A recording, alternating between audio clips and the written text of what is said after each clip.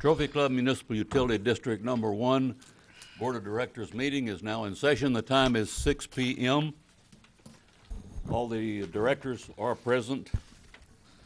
The first item on the agenda is citizens' presentations. This is an opportunity for citizens to address the board on any matter, whether or not it is posted on the agenda. The board is not permitted to take action on or discuss any presentations made to the board at this time concerning an item not listed on the agenda. The board will hear presentations on specific agenda items prior to the board addressing those items. You may speak up to 3 minutes or the time limit determined by the president or presiding officer. To speak during this item, you must complete the speaker's form that includes the topics of your statement. Topics of presentation should be limited to matters over which the board has authority. Presentation materials to be provided to the board or displayed in the meeting using district audio-visual equipment must be submitted in advance in accordance with the District Order Number 2014-1204B. We have one person signed up. Mr. Rose, I noticed you've signed up for the agenda also. We want to give you the choice of either making your presentation now or when the item comes up. In other words, you don't need to make a presentation on the same thing twice. The presentations Yes. contain different information. What topic? If it all involves the same topic, you're only going to be allowed to speak on the topic one time. Well, he can speak more I than can speak all he wants to, Jim. Just can't present twice. If he can speak all he wants to. Well, yes, at the agenda item, but not a presentation. Would you want to make the presentation now or when the agenda item comes up? But I need to understand exactly what you're telling me. You're telling me that, contrary to what you just read, said you could speak on it now and then speak on an agenda item. What Yes. you're telling me now is that I may only speak once on this evening. No, I'm saying that you can make a presentation once, but you certainly can speak on the agenda item also, but not make another audio-visual presentation. We've just got too many things to cover to try to do that. So you have a choice of doing it now or then, but you can discuss on the agenda item as long as you want to. There will not be a time limitation on that. Okay, I think what I'll do in that case, I think I will just read the presentation for the citizens and use the audio-visual on the item during the meeting. Is that acceptable? Yes, Okay. that's fine. Okay, good evening. Bill Rose, 219 Inverness, started off correctly. At the May 20th meeting last year, I raised the issue of determining sewer charges in a fair and equitable manner. Since the original presentation, this is the 9th month that winter average billing has been brought to your attention. The first slide was the introduction to winter average billing. The second slide, last month I started discussing the impact of stage 2 watering restrictions and ran out of time. The third slide shows that because you're using what I will term an outdated sewer revenue system dependent upon water being applied to lawns, sewer revenue will be directly impacted.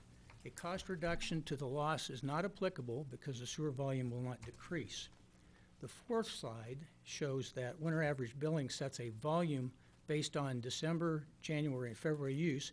It's not tied to summer water use, and I had projected, just roughly using the 10% number, rolling it across on sewer, that adopting winter average billing will eliminate a $149,000 shortfall.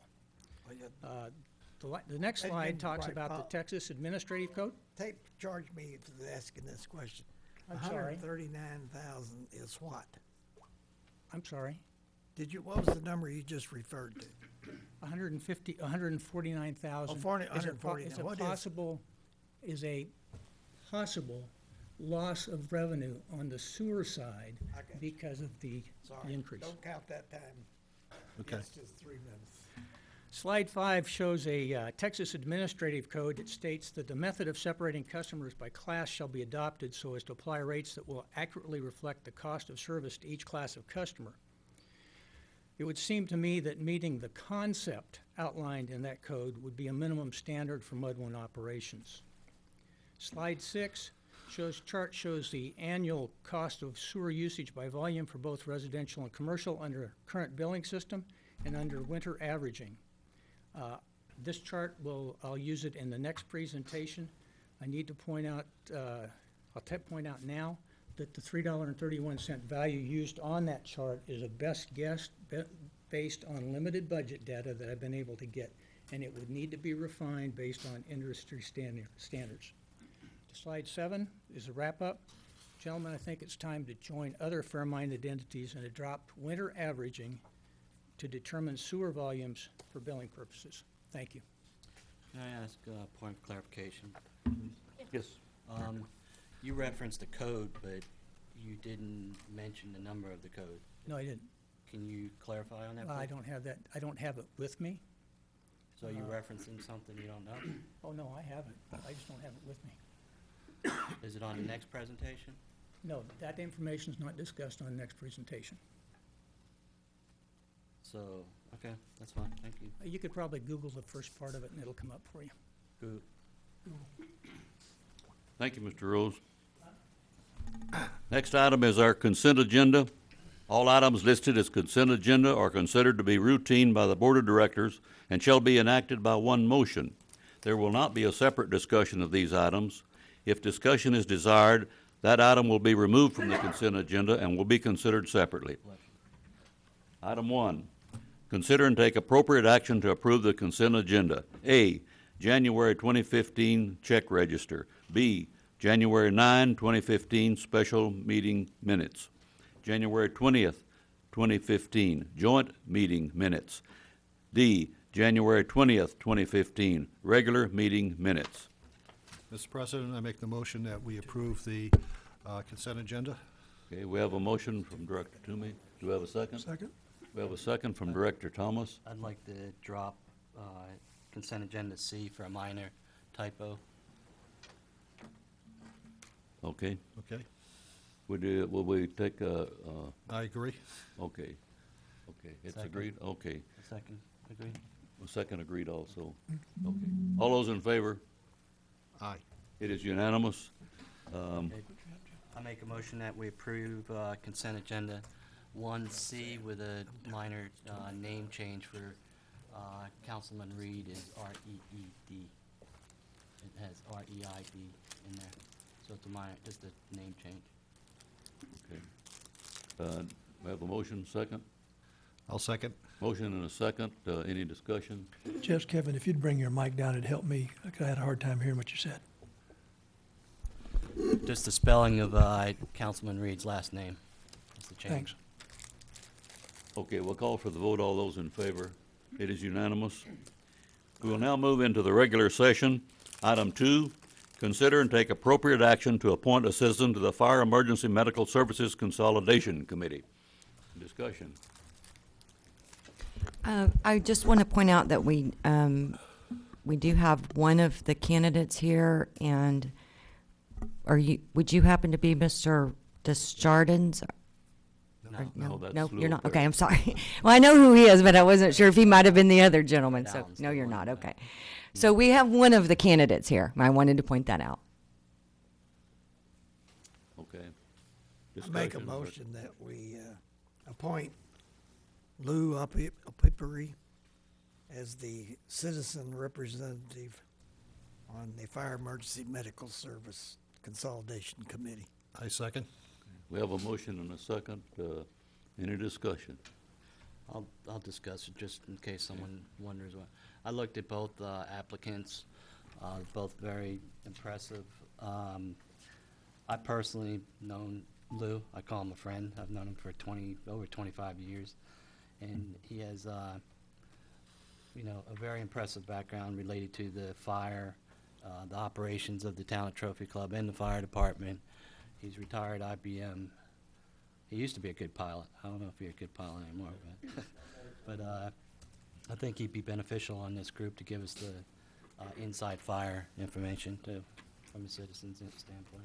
Okay. Well, thank Jim, you. in case anybody doesn't know, Lou also was fire chief for a period of time, so he has a very intimate knowledge of how that place works. And he's also been involved in the MUDs in the past too. Any further discussion? If not, we'll call for the vote. All those in favor? It is unanimous. Item 3, consider and take appropriate action to approve golf course irrigation supply agreement by and between the district and Club Corp. Golf Texas, LP, to allow for continued sale of effluent to golf course. Jennifer, do you have anything? I assume you all have had a chance to read through it, and so I'll just kind of point out a few of the highlights of this contract and kind of let you know where we're at on that. The term of the contract is 20 years, and it would allow the golf course to continue to purchase the effluent from the district. They do want one of the terms that they requested is that during the peak months, they have the right of first refusal. In other words, if they are not taking all of the wastewater during those peak months, before we sell it to someone else, we offer it to them. That is a term that's in here. The other major point is that this allows for them to provide the district with an easement, and it's a center line blanket easement is what we call it. Wherever the effluent line is located on the golf course, that line is the center of the easement, and it's 10 feet on either side of it. That is one issue that their attorney is not has not agreed to yet, but the other option was to actually do a survey. Yeah, and I noticed that. Don't know why my microphone stopped working, but so their attorney, I believe she'll be agreeable to it, but he wanted to check back with her one more time. The other option would be to actually survey both of the discharge lines. And the golf course does not want to do that, and we don't really want to do that. It would be very costly and time consuming. So but I did not hear back from him today. So he must not have been able to get it to his attorney, but what we've thought would be the best way to go is for, if the board agrees with the agreement, otherwise go ahead and agree to it, and if they have any changes, I'll bring it back to you next month. Okay, I make a motion that we adopt the golf course irrigation supply agreement by and between the district and this Club Corp Golf of Texas LP to allow for the continued sale of effluent to the golf course as currently written. I second. Okay, we have a motion and a second. Any further discussion? Director Thomas. Jennifer, it's always been a wonderful source of revenue, rather than pumping that stuff into Lake Grapevine and letting it go to waste. But, you know, we have a new council in place, and they're looking at things differently. And we've talked with them before about, and they've talked with us before about the potential use in the future of effluent. And so I'm just a teeny bit concerned that we're willing to lock ourselves into a 20-year contract. If we hit stage 2 drought and the town comes to us and says, in order to keep the trees and the medians alive, they want to use effluent, I mean, we have no way to provide it to them. Is there no way to carve out something that we sell it to the country club until some point in time the town says they'd like to have it? When we first started discussing this, I did ask him. I stated that I felt like at least some of the board members would want to reserve some of the effluent for the town. The golf course response was that they're willing to purchase it, and they would like to purchase all of it. So that's where it stands. They would like to purchase it all. Tim made the comment of that was one of the things he didn't really understand about is the the board here to provide for the town or for the district. And because they are willing to purchase the effluent, and they believe that all we can produce, they can purchase. So they would like to continue to be able to do that. Well, let me address that. We're not, I cannot fathom we would give it away to the town. They would probably have to purchase it at the same rate that we sell it to the golf course. So when you say, who are we here for? We're here for the district. And the funds for the district would be the funds for the district, and I don't think it would materially be any different. But at the same time, we're trying to develop a spirit of cooperation with this new council that has so far been going very nicely. Sure. And we do know that there could be, I'm just concerned that we're locking ourselves into a 20-year deal with no possibility of making a change.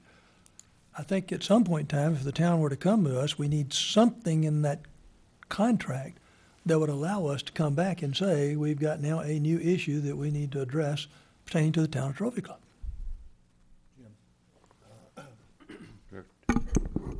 Yes. We'll share Mike's. In the agreement, the effluent is ours until the point of sale. So if the town was to put together some type of system where they're going to need effluent for like a park or the medium strips, it's ours until the point of sale. So they don't have an exclusive right to all our effluent until we sell it. And then if we sell it to them, we sell it to them. If we carve off a portion and say the town, you're going to get 50,000 gallons of effluent or 100,000, it's just a matter of point of sale. We then sell it to them. Here, I want to say what the contract actually says.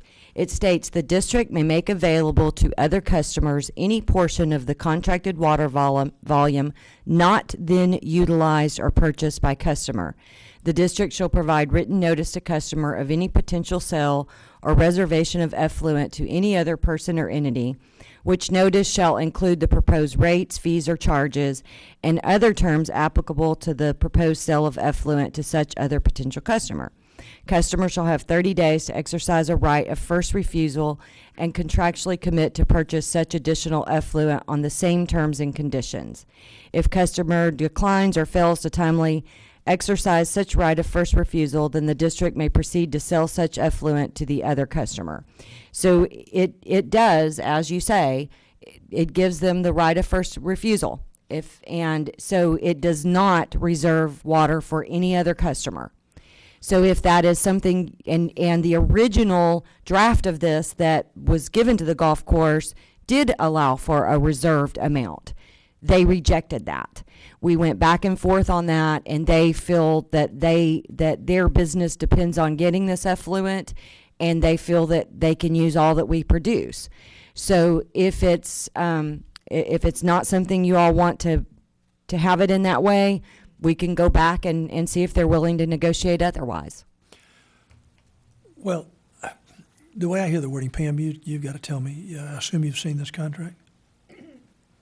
No, I have not been asked to review and comment on this contract. I just don't want us to paint ourselves into a box where the town comes along, let me just make this up, 5 years from now and decides, and please understand, I'm probably the most frustrated member of this board over this issue because I did everything possible to convince an earlier town council and mayor and town manager to buy effluent for Harmony Park. It was a point in time when it made all the financial sense in the world to do that, and there was no interest.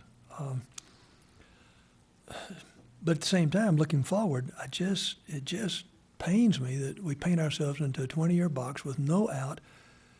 If the town comes back and says, we made a mistake before, we really would like to get our hands on some of this effluent, because it is a lot cheaper than buying potable water. Now, at the same time, I want to sell it, so, and we got a buyer for it, so. Motion's made, I've voiced my stance, or my opinion. I agree with what Director Thomas is saying. However, having also been involved in all of this when we worked and did everything we could to try to get the town to accept the use of effluent for Harmony Park, and the lack of any interest by anybody over quite a number of years, I just wonder if we're not shooting ourselves in the foot. We have no indication from the town or anybody on the council or that is indicated that they have any interest in this in the future. And so I would hesitate to not sell the effluent to the golf course based on maybe sometime they might ask for it. That bothers me too, Jim. But now, Jim, please don't misunderstand what I was saying. Not that at all. I want to sell 100% of that stuff. Pains me to walk down to that plant, go down to that pipe and watch it going into the creek. I mean, that thing needs to be going into reservoirs, and we cure it up and use it when the hot weather arrives if there's any way possible to do it. I'm just saying that Is there a possibility that if the town wanted to use effluent, they would need some sort of a reservoir to store it, like a pond, correct? I think they'd have to have it. Would they be able to store it through the winter months when they do not want when they don't use all of it? It's a good point. And have that during the summer months available? I don't know if that's That a might work, possibility. Jennifer. That might work. Plus, it'd let us sell it instead of it going into Lake Grapevine. And Jim, I was not in any way, shape, or form suggesting that we hold affluent back and not sell it. I just was trying to think, 20 years down the road, might this town have a requirement for some of it? And is there some way to get it to it? And Jennifer, you might have a great idea. If they could, in fact, put in a basin of enough size somewhere to contain a bunch of it, we could certainly give it to them during the winter when the country club is not using it. I really don't think they do have a place to put in a reservoir that size. I mean, I'm going to be honest, I really don't think that they do, but.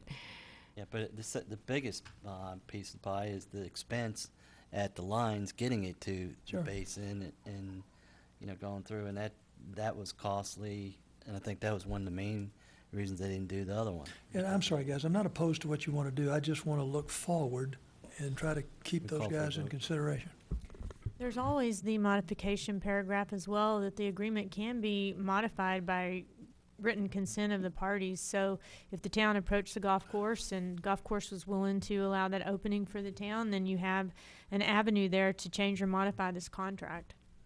What Tim said, because maybe I misstated, he wasn't trying to indicate that he felt that you all weren't trying to do what's best, but he said that this is part of their business plan. That's part of their budget, and it's all since their inception, purchase of the effluent has been their business plan, and they can't afford to have any portion of that go away.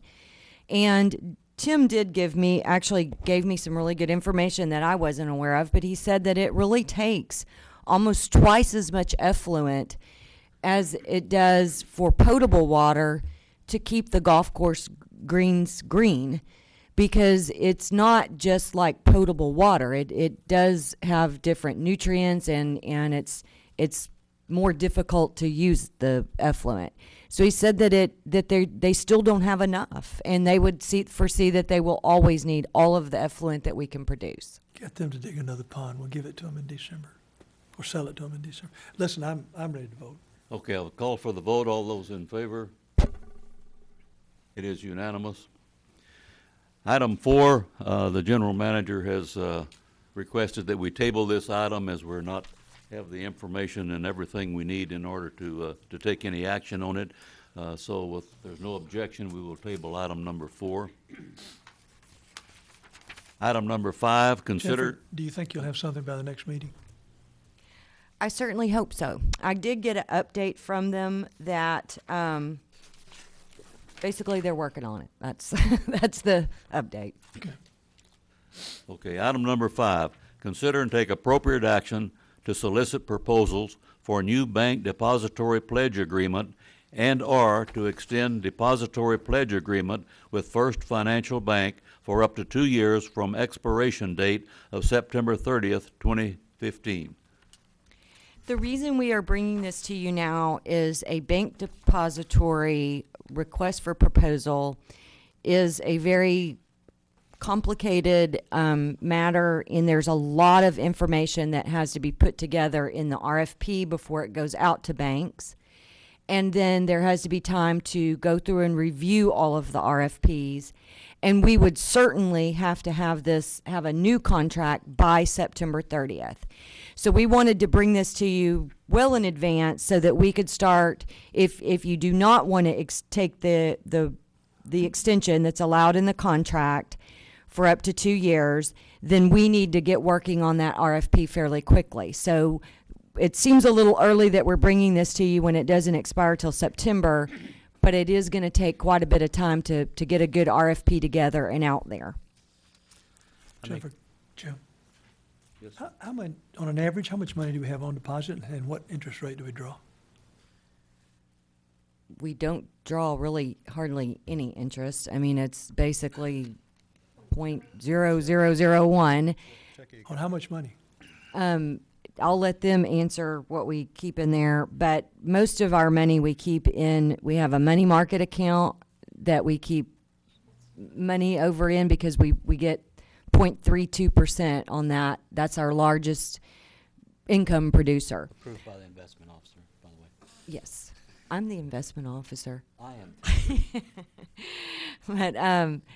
But the reason we like this bank and the reason we selected this bank is their monthly fees are a flat $250. They don't charge for any other services, for bank wires, for anything. And when we did the RFPs, I can't believe that it was actually really almost 3 years ago. It was right after I came to work here in March of 12 that we started the RFP process. And it took us all the way until right before the beginning of the fiscal year to get that process done. But the other banks that submitted, their monthly fees were very, very high. And that was one of the appealing things about First Financial is that they did have a very low flat fee for banking services. So none of them offered any interest really, but we saved more with First Financial as a bank, as our bank, than the other banks because of the monthly fees. Renee, can you kind of tell us about what we keep on average in there monthly? Our balance is anywhere from 100,000 up to 700,000. We keep it no more than $1 million. We have the credit. We have a letter of credit, and they do not pledge collateral on a monthly basis. What they wanted to do when we did this agreement was do $1 million letter of credit, which in the last legislative session, or the 09 legislative session, I guess that was 2 ago now, they allowed for, instead of collateralization, they will allow a letter of credit in the Investment Act. So that is what this bank chose to do. But we always have to keep we have to keep it below $1 million in there. But we usually keep it pretty low because we keep most of the money over in the investment accounts. I make a motion to direct the general manager to solicit proposals for new bank depository pledge agreement and or to extend depository pledge agreement with First Financial Bank for up to 2 years from expiration date of September 30th, 2015. Have a second? I'll second it. Director Toomey is a second. Motion and a second. Is there Can no I further- ask a question? That's Mike. On your motion, Kevin, are you giving the general manager the option to choose between, or? That wasn't really. I prefer that it come back here for us to make the decision, if that's all right. So she's really going to explore what probably the fees from other banks might be, and So you want to do an RFP? It's either do an RFP or extend the other one. One or the other. RFP. Okay. okay, Okay, we have a motion and a second. I'll agree to that second. Thank you. Okay. Any further discussion? That's the right way to do it. If not, we'll call for the vote. All those in favor, it is unanimous. Item 6, consider and take appropriate action to approve contract with Vanco for e-box services for customer utility bill payments. Pam, did you want to say something initially on this? Well, I will. As you know, the board has been exploring other avenues to make payment by customers easier. This is one of those services that has been found by staff. But in reviewing the contract that has been submitted, and this is a type of company that has a fairly typical arrangement where they write a contract, and anybody who uses their service has to use their contract. They will not amend it. They just won't offer service if you don't agree to that contract. The contract has several areas of concern that I had previously emailed to you under attorney-client privilege, and we can also discuss in executive session if you would like to go into executive session to discuss my legal advice. But I do have reservations in several areas, in particular confidentiality information with using Vanco services under their current contract, which they are strictly holding to. Is it your recommendation then that we table this at the present time? Well, for what purpose? Do you? Can we table this to Table it executive? till Discuss it in after the executive closed session. session. Sure, you bet. Okay. Okay, we'll table Anybody it. have any? Does anyone have any problem? We don't need to do anything, right? Just take. Just table it. You want to really discuss just it in closed session further? You're not Yes. tabling it, Okay. just moving it to We're moving it to the session. executive Deferring. session, absolutely, and we'll include that in our announcement of executive session. Okay. Everybody in agreement with that? Okay. Item number 7, consider and take appropriate action regarding fiscal year 2015 rate review, including A, winter averaging, B, conservation-based rates, C, pass-through approval for Fort Worth rates. Item A, winter averaging. We have 2 people have signed up to speak, Bill Rose and Mr. Fred Allen. Mr. Rose, would you like to be first?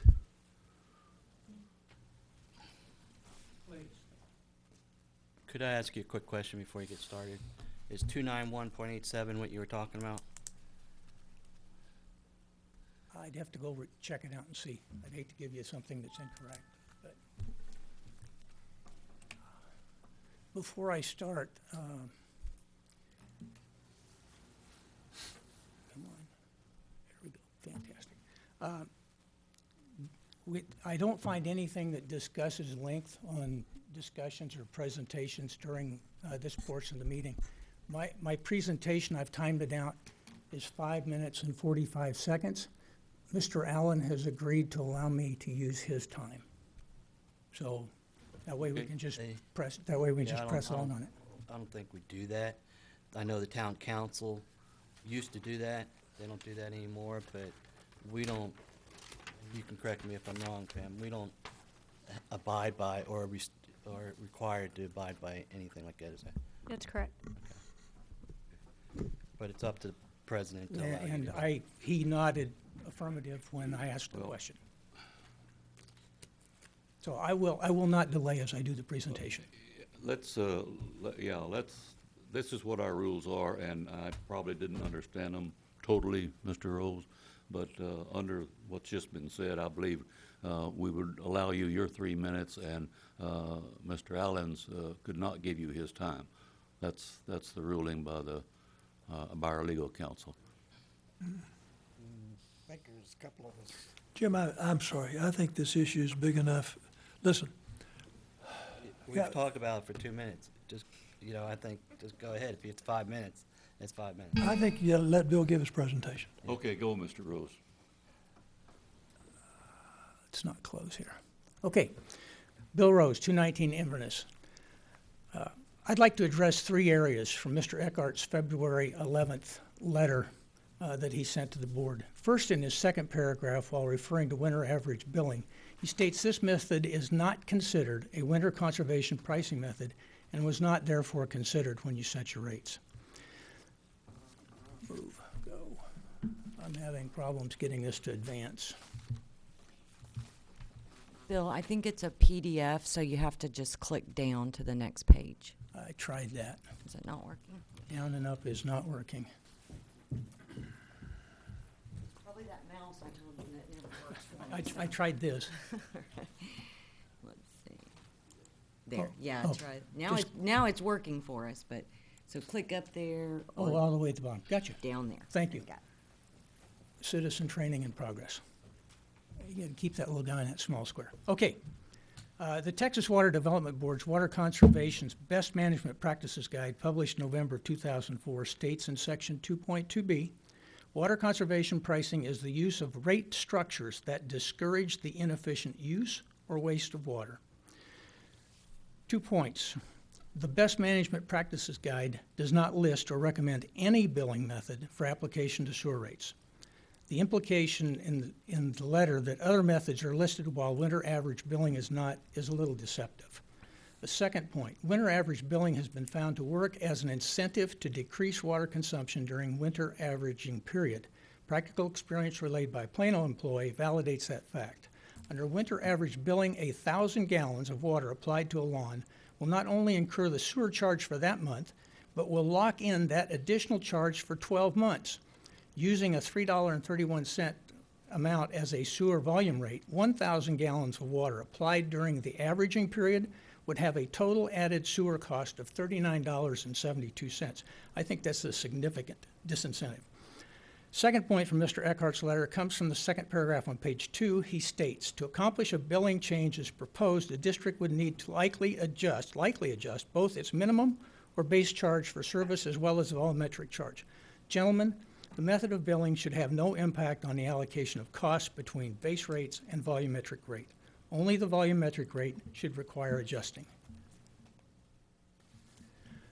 Then Mr. Eckhart states that those who use more water would ultimately see reductions in their overall sewer bill under winter average billing. As this slide clearly shows, the equalization of costs will result in an increase in costs for those who use more water, not a reduction. And I use this slide specifically to point out for the commercial users the amount of increase that they would see on a monthly basis.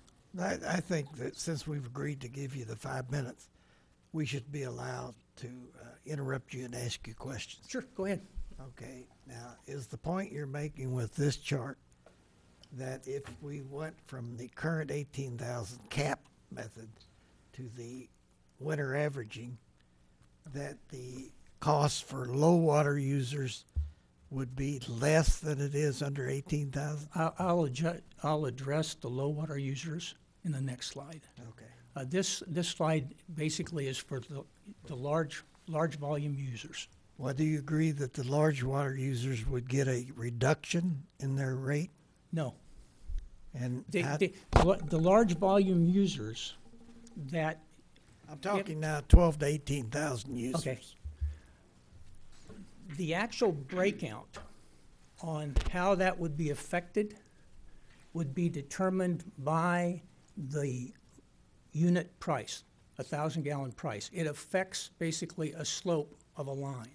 And where that slope intersects the 18,000 gallon cost now will vary depending upon the cost per 1,000 gallons. So if, for example, my $3.31 rate, if I'm going to trust the memory here, intersects at about 15,000 gallons of use. So if you use more than 15,000 gallons from memory, you're going to pick up an additional cost of 81 cents per 1,000 gallons under winter averaging. You come to that conclusion by saying the $2.50 rate now would have to go to $3.31. Exactly. Okay, now let me ask you this question. You apparently discounted the possibility of using the base rate to recover. You do agree, do you not, that there is a loss of revenue when you go from the 18,000 cap to the winter averaging cap insofar as the MUD revenue is concerned? No. What you need to understand is the basic of winter averaging and the way it's determined. We're going to go way outside the 5 minutes. The way winter averaging is determined is you have to take your total volume use, water use, and you take out of that volume use things which right now you're not charging for sewer. Basically, if they have an irrigation system that you don't charge sewer on, you take that volume out, right, for both the residential and the commercial side. After you've done that, then you separate your cost structure into two components. One is single-family residential, may or may not include apartments, single-family residential, and then the industrial or the commercial. Now you take your Well, volume. there's a difference between industrial and commercial. I'm sorry, okay, commercial, because you have a commercial. Commercial, Yeah, not industrial. Okay. You're right, thank you. So you take your commercial annual volume, which has the irrigation subtracted out of it, and you add that amount to the average of December, January, and February of your single-family residential, the average of that. After you've got that, Let me stop and say, where do you get this commercial volume into the waste plant? okay, you're billing based on water, because that's your measurement. Yes. So, there's another number, and here again, I don't have it written down. You can take, if you want to talk about strictly cost going into the plant, you know what your costs going into the plant are, and you know what your volume is. So you can divide those two numbers and come up with a cost.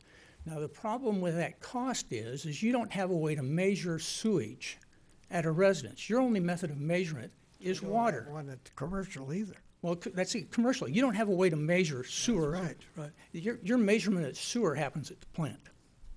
Okay? Yes. Okay. So you can get a dollar amount, but the problem is you can't turn around and apply that dollar amount because you don't have a volume sewer from an individual user. That's right. Bill, but, you know, in our district, the number of commercial accounts is relatively small, and even when you look at them, take Solana, there's 31 meters over there, 16 are irrigation. So they have nothing to do with the wastewater plants, they're strictly irrigation. So they're being billed on the water they're using, so it's a one-to-one. What water they use is also what they're getting hit on the wastewater side.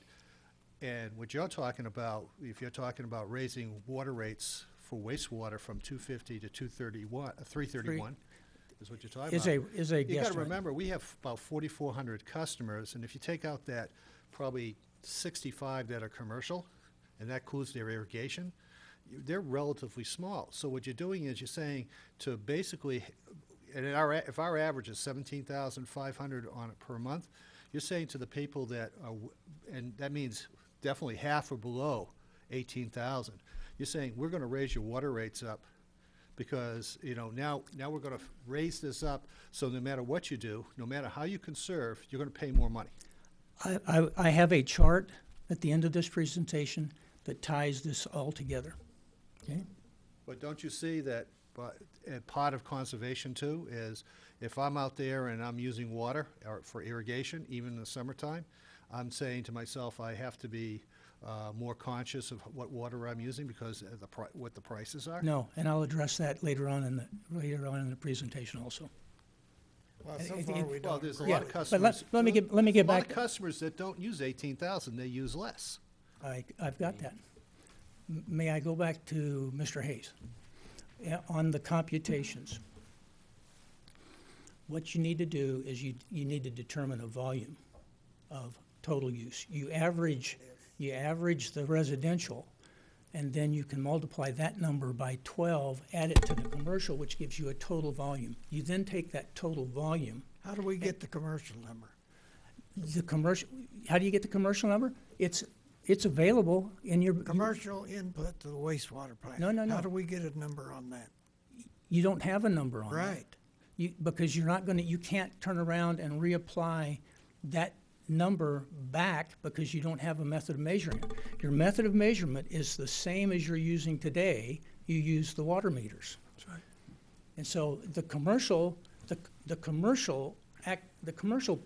billing system under winter averaging does not change. Now, do you agree that the commercial water usage in Trophy Club, Texas, including Solana, there's not much grass. There's mostly concrete on the commercial side. So most of what they input to the wastewater plant is stuff they bought from the water and flushed it through the drain to the wastewater plant. I agree. That application on the commercial. That, to me, that's very straightforward. And that particular part of the billing would not change. You're using that number, which is in your budget, which you would work back. It's not in your budget now because we're not Okay. separated. Let's move on then. I think you've agreed with what I said, that commercial input to the wastewater plant is probably very close to the purchase of fresh water. Yes, I would agree with that. Okay. I mean, that would be an assumption that I would say could be fairly well validated, especially Go if they ahead have, to your next especially if they have an irrigation separated out further areas over there. So yes, let's see, find my spot back here. So we talked about the high cost. All right, next, let me get this guy down here again. It's tough on my glasses. Mr. Eckhart continues with, those that use less water would see an increase in their sewer bill. Here, the statement is both true and false. Those living in apartments would see a slight monthly increase. Those watering lawns will see a very significant monthly decrease. Decrease. That's Increase. decrease. If you're Why watering a lawn. would they see an increase? The- They're the- paying for up to 18,000 now. No. If they only have to pay up to 7 or 6, whatever their winter averaging is, their rate is going to go down.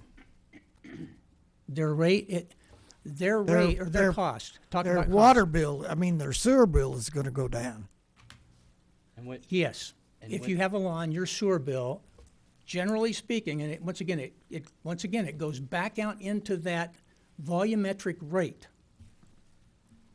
Where that volumetric rate crosses those previous lines, the 18,000 gallon line, your current charge, that's where it's going to apply. I can tell you how to look at your water bill and tell you what your rate would, what your actual cost would be. But that would take, What- I'd need a, how I'd are need a you graph to using, do it. how are you calculating the volumetric and the base rate? I'm using the system that you're using. You have a base rate, which is, I don't know exactly what you put in your base rate, and you have a volumetric rate. And the only Base thing, rate- Base rate pertains to what it takes to operate the water treatment plant. Any improvements, any Okay. notes, don't- that's standalone. Doesn't have anything to do with the water. Is that correct? Is that correct? this system does not change, my concept So what, is that it would not what change the base rate. numbers are calculated there? What's your base rate? What's your Volume. volumetric? There is no base rate. My None, calculation. zero. No. No base rate. Your base rate would be whatever you've calculated at. This information is only the volumetric cost. The base let me- rate, the Bill, base rate I'm is following where you, you but put. let me ask you a quick question. Let's take maybe the end of the spectrum if you can. I got a retired couple out there that travels a lot, and their winter average, their water average is 4,000 gallons a month. Okay, Just averages. okay. Well, at 250, they're going to pay $10 time, 250 times 4. At 331, they're going to pay more. Yes, and I have a slide at the end that talks about that because what we're doing is we're taking out the water because they're paying a 250 rate, but their cost is what's driven by the lawn watering. You have to separate out. Ordinarily, you would think if somebody says, this is my rate, if you use 1,000 gallons, if I put 1,000 gallons of sewage down the system, I would expect my cost to be $2.50. But what happens under your system is when I put that down the sewer system and water my lawn, I get charged for watering my lawn. So therefore, my cost, my sewer cost, goes up. So I don't pay $2.50. I pay a greater amount. And I've got a slide that'll address that. Our show you pricing later on. mechanism is designed to encourage you to use as little water as possible. I got that. Yours does not do that. I will show you the impact in another slide as we move on through it. Bill, Okay. I'm hoping your other slides will clear this up for me. I really am. What I'm stuck on right now is that, 331 is more than 250. Yep. There's no way around it. Yep. It's just more. So, if I were to do this, I'm asking really the retired community of Trophy Club, which will have to pay more money, to subsidize the guys that are burning water on their yards that we want them to shut back on the use of water. Let me So I'm penalizing the little guys in order for the big guys to have a free go. let me get to the end. Okay. Let me get to my last slide. Okay. I'll cover that on last slide if we don't. Yeah. Okay. That last So slide's we're gonna be a big talking. one. We're talking here about the difference between no lawn, the additional cost. If you don't have a lawn, you live in an apartment, you're going to pay an increased cost. Now, because your volume use is so low, your total increased cost would be small. And that's kind of carried down the center column. And that's just the difference between 331 and 250? Exactly. Okay. Exactly. Okay. Third point from Mr. Eckhart's letter is also from the second paragraph on page 2. Further given the low volume water users, let me go back here. We moved too fast. You need to be able to read this. From Eckhart's letter, also from the second paragraph on page 2. Further given that low volume users often represent customers living on fixed incomes, the change in monthly bills could result in significant rate shock to customers who could least absorb this impact. Now, seriously, we're looking here at 1,000 gallons, increase of 81 cents, 3,000 gallons, increasing $2.43. Find that button. Pull this out of the slide for the general manager's presentation today. It says, looking at that 81 cents, the general manager's 2014 rate increase of $4.70 should have caused cardiac arrest rather than just rate shock. The increase in monthly costs for lower volume users will be far less than the 2014 monthly increase, which the general manager has labeled minimal impact on Lifeline customers. Okay, now I'd like to move on to the best management practices. Once again, I pulled this slide down. I've stolen your slide. The general manager's slide states, this BMP addresses conservation pricing structures for retail customers. For utilities supplying both water and sewer service, this BMP applies to pricing of both water and sewer service. What is not shown on this slide is the next sentence from the guide. And that sentence says, utilities that supply water but not sewer service shall make good faith efforts to work with sewer agencies so that those sewer agencies do not provide water services for a declining block rate. Sewer services, Bill, not water, sewer services. Exactly, sewer services. Do not provide a declining block rate That for doesn't sewer. include us. You're right. Let me continue. Because you don't contract out. Now, here's the fact. In that document, it's 258 pages, that is the only guidance for allocation of sewer services costs. No declining block rate, and as Director Carr has astutely pointed out, it's talking about if you are subcontracting to somebody else, that's the standard they want you to hold them to. Unfortunately, based on average water use, MUD 1 has a declining block cost structure for residents with outside water use.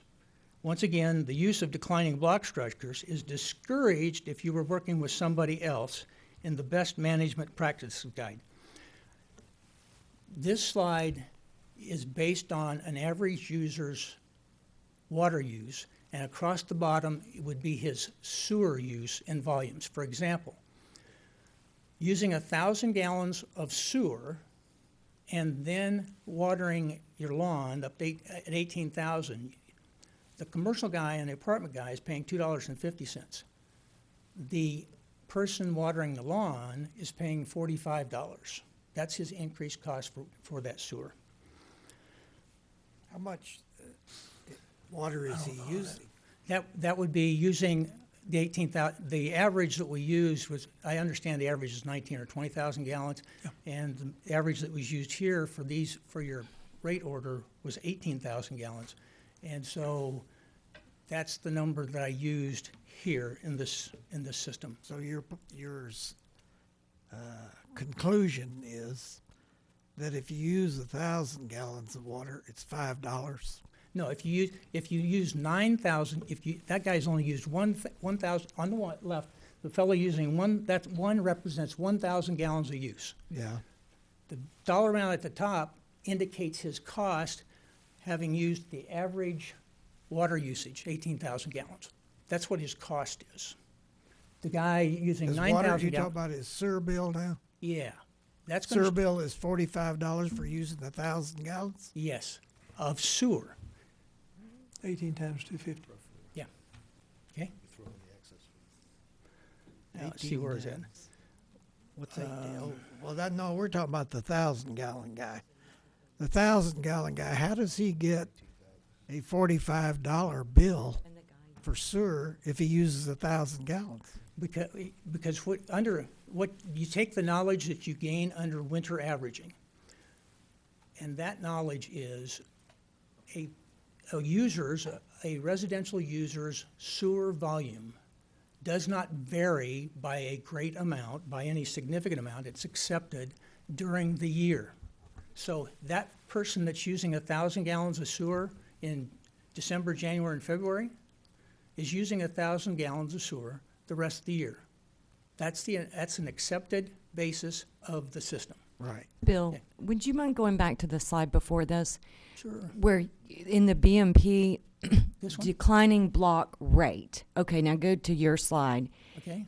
I know what a declining block rate is. That is where if you use, the more you use, the cheaper it is. Yes.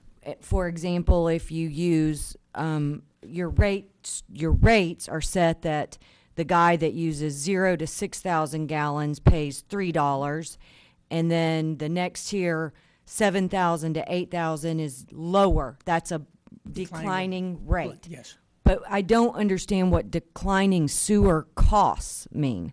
Block costs. I don't understand that term. The declining cost, this is a cost. This is not a rate. Because we have to differentiate between rate and cost. This is a cost chart. From the left, the person using 1,000 gallons is $45 when he waters 18,000 gallons on the lawn. He puts that, everybody on this chart is using the average water use, which is 18,000 gallons.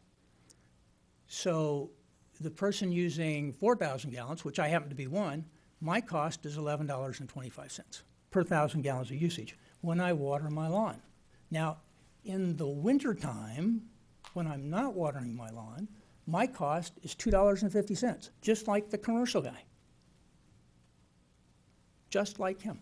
But once I turn on once the customers turn on their lawn watering systems, then you start running into this difference in cost per volume between what the residential customer is paying and what the commercial customer is paying. Okay? Bill, help me again, and I'm sorry. If my winter average fee is $3.21 and I use 1,000 gallons, I'm gonna pay $3.21. You're going to pay $3.31, yes. Where do you get $45 if I use This, 1,000 this gallons? this is not under winter averaging. This is your current system. If I use 1,000 gallons a day, it's $2.50. Well, $2.50. Under winter averaging, it would be $3.31. Again, how does $2.50 become $45 if I only use 1,000 gallons? Because you would not be watering your lawn. You would be an apartment owner without a lawn, and that apartment owner water use is going to be just like a commercial owner if the apartment doesn't have a lawn. But the bottom line is $2.50, any way you slice it. I'm This sorry? is all good. Hopefully that last slide is a big one, because I want to see it all come together. Right now, it's going all different areas. Okay. Continue? Yep. Okay.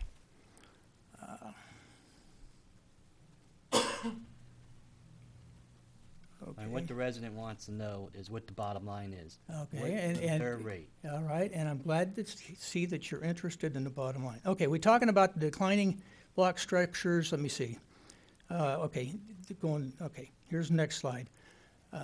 Here's one reason the declining block structure is discouraged. When you levy a sewer cost above an actual sewer use, you're effectively charging an additional water cost and creating a declining block cost structure for water.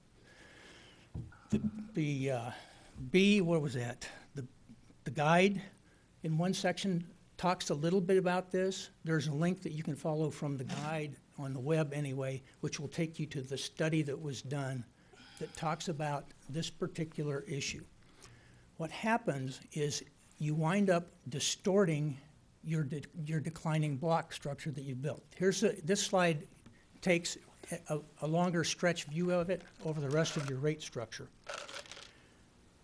Okay, here's the slide that ties it all together. This chart ties together current commercial and residential costs with winter average billing included.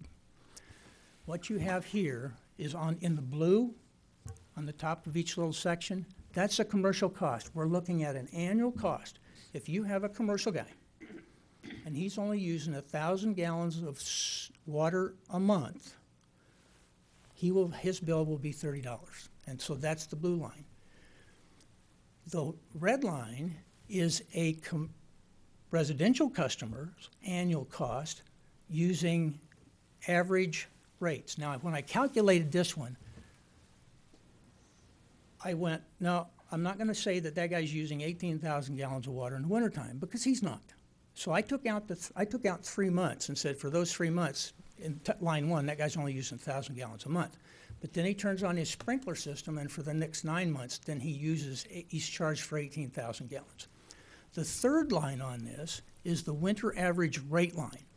This line is what, and this is the $3.31 line. This is what the commercial customer and the residential customer would pay under winter average rates at that value. Now, as you look at this chart moving down, you notice that the green line is gaining on the end of the red line. That's the winter average rates.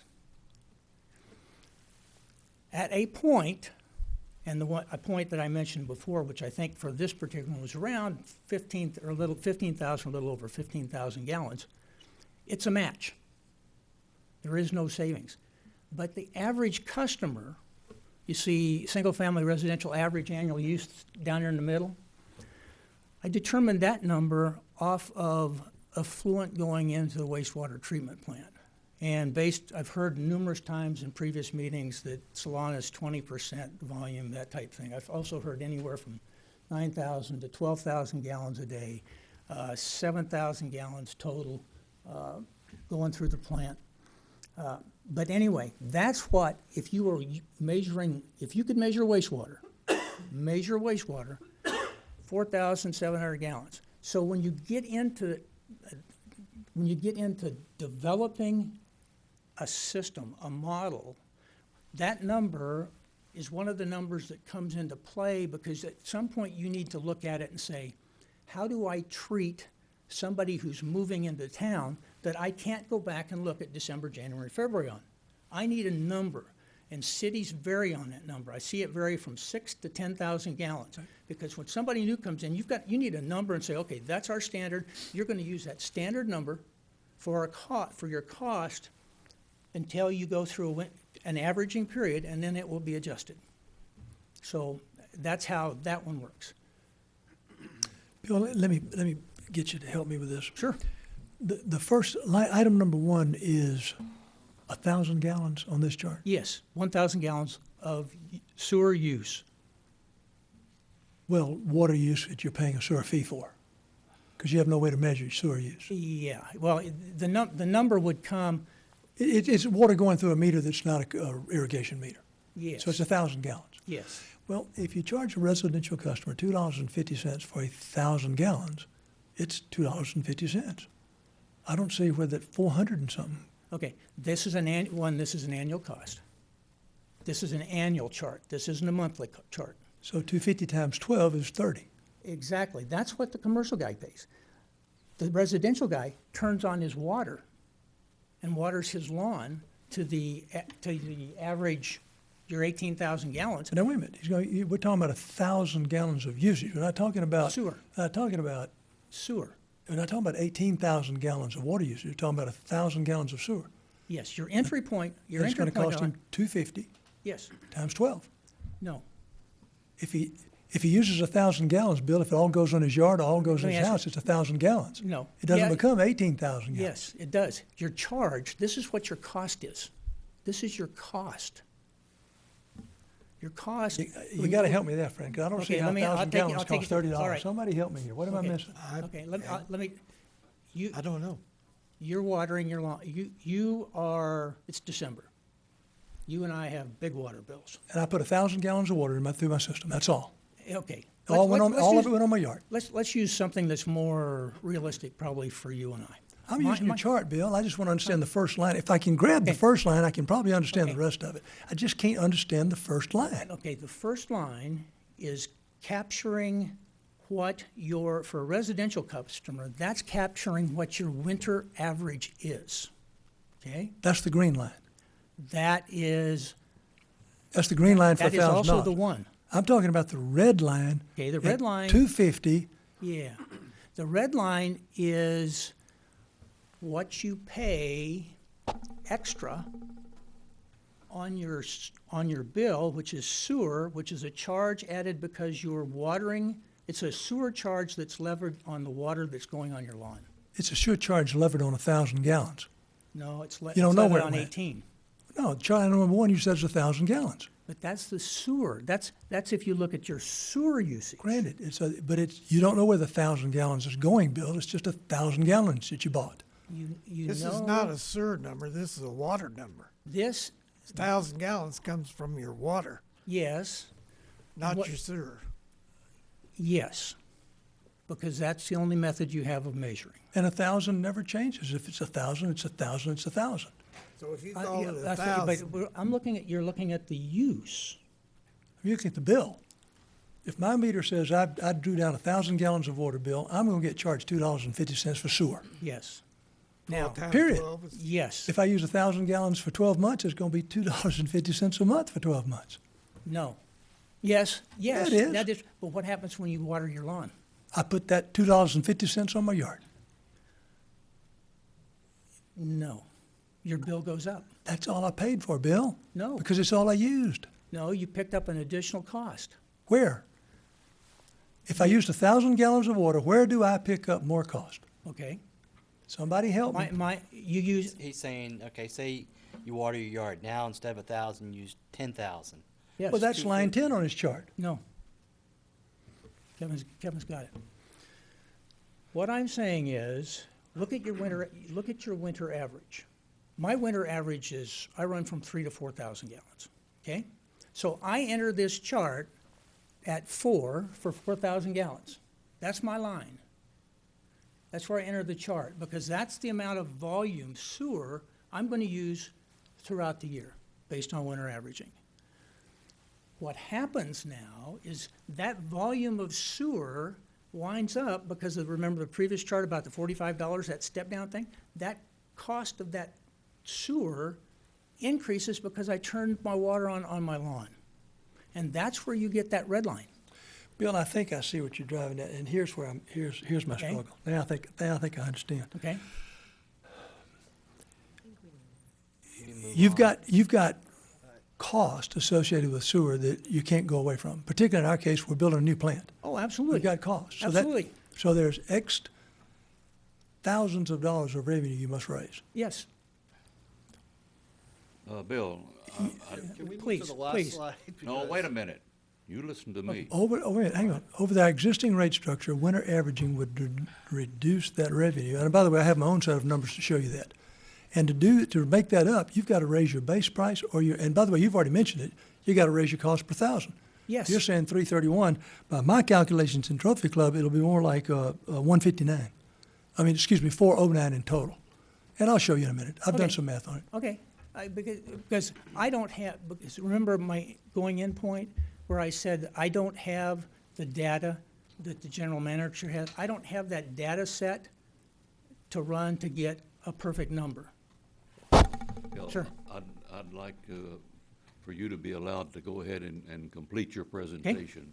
And then any director's questions and everything, as long as they want to ask questions Okay. and discuss it, that's fine.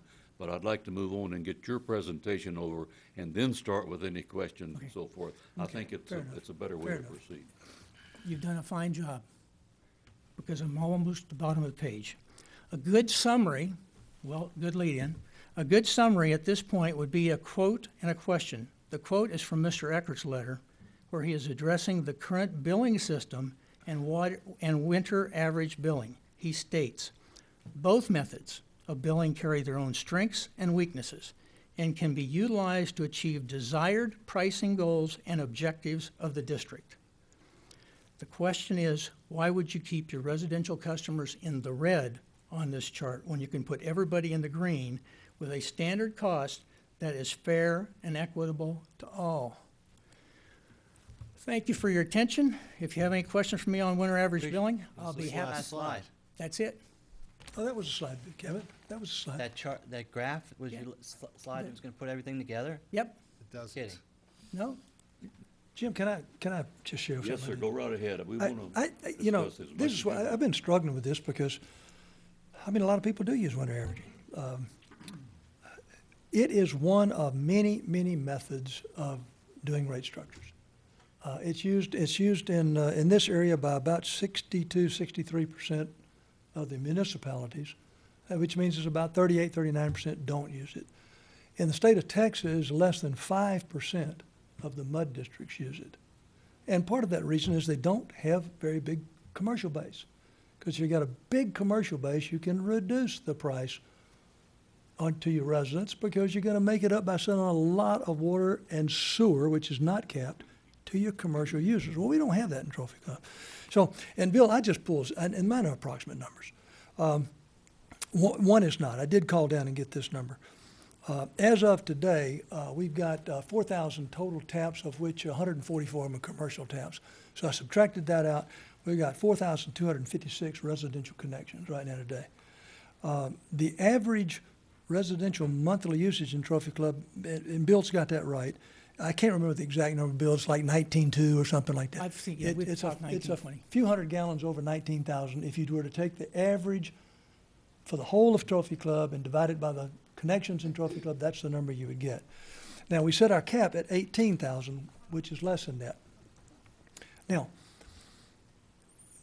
if you go back to what Stowe, I'm sorry, I can't think of the name of it now, but when Stowe, They're still called Stowe. well, when I mean, Stowe that's worked another with name. us, you've got a revenue, you've got an expense structure you've got to hit. And you can hit it all kinds of different ways. You can hit it using winter averaging. You can do that. But in order to do that, you're going to have to raise cost in other areas, and those other areas are going to impact the low end of your spectrum. Now, if you look in Trophy Club, now, Bill, I couldn't get 3 months. I just got December. I went and back pulled, I pulled the average residential gallons for the month of December, thinking that December is maybe a pretty good average for winter averaging. I mean, and so the average for the month of December here in Trophy Club was a little bit over 11,000 gallons. Since you charge by the thousands, I rounded it down and said 11,000 gallons. So that would be your average, winter average number for accounts in Trophy Club. That means 50% of the houses are going to be less than that, and 50% are going to be more than that, because it's an average. It's taking everybody and dividing it. So I said, all right, let me just use 11,000 gallons would be my approximate. And I realize this, I realize this is you got to go get real numbers. But so if you use 11,000 as your winter average number, the revenue we've got to have is based on our current rates, as they are right now. That's the revenue you've got to generate. Yes.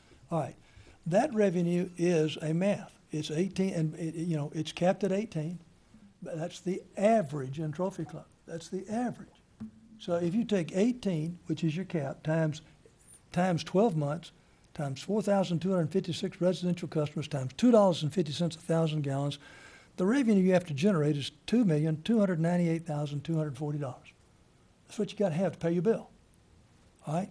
Now, if you take a winter average of 11,000 gallons, times 12 months, times 4,256 residential customers, times $2.50 per thousand gallons, you get $1,404,480 in revenue. Now, any way you want to slice that thing, guys, you got an $893,760 shortfall. That's how much you don't have. Now, you're going to have to make that up one way or the other. Now, you got two ways you can do that. Bill has pointed out one of them. You raise the rate per $1,000, and you can make up that per 1,000 gallons, and you raise that shortfall. You can also charge a higher base fee. As a matter of fact, if you do the math on it, our current sewer base fee is $14.58. So if you want to generate the required revenues to pay for this $893,000 shortfall you got to do, you got to take that base rate up to $32.08, which is over double the cost of the current base rates. If you do that times the 4,256 connections, that will get you the shortfall in revenue you got to have. Okay, let's say you don't want to do it that way. You want to do it on, let's change the price per gallons of water. If you do that times the 250, the $2.50 would have to become $4.09 per $1,000. And if you do the math on that, that will generate, again, it actually generates $892,900 but it's right at the 893,000 shortfall. So look, in my mind, and Bill, that's why I struggle with that red line. In my mind, I'm gonna go to that half of my account structure that's way the heck down here. I'm gonna go to people like Bill that only use 4,000 gallons. And I'm gonna say to them, I'm gonna take your base pay, which is every single month, where I'm charging $14.58. And every single month, while you're on vacation, while you're not turning your taps on, while you're not watering your yards, you're gonna get the privilege of paying $32.08. And there's no way around that. There's no way around it. Oh, wait a minute, or I can say, hang on, I'll change the price of water, and I'm gonna take your water bill, instead of you paying $2.50 per thousand, and you only use 4,000, so you're gonna pay $10. I'm gonna take that up to $4.09. Now you're gonna pay $16. There's no way around it. And so I mean, I appreciate the red line, but it doesn't mean anything. Well, here again, I mean, this is real number. I would, as I said in my presentation, I would not change your base rate. I don't see, unless there's something in there that, there must be a definition, an industry definition that you use when you determine a base rate Okay, and a so volume you're, rate and how it's let applied. me get this right. You're saying you wouldn't change the base rate, but a professional that's their industry, like Stowe Group, recommends changing the base rate. We should go with your thinking rather than theirs? He did not say recommend changing the base rate. He said you could change the base Gave rate. us a report of the options, 1, 2, 3, 4.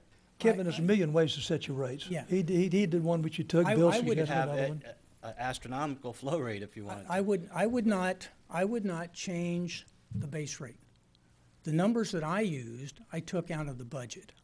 What I did is I took like Jim, I grabbed the lowest total volume that I could find on page 15 of the budget, and I took that number into the cost for the volumetric cost.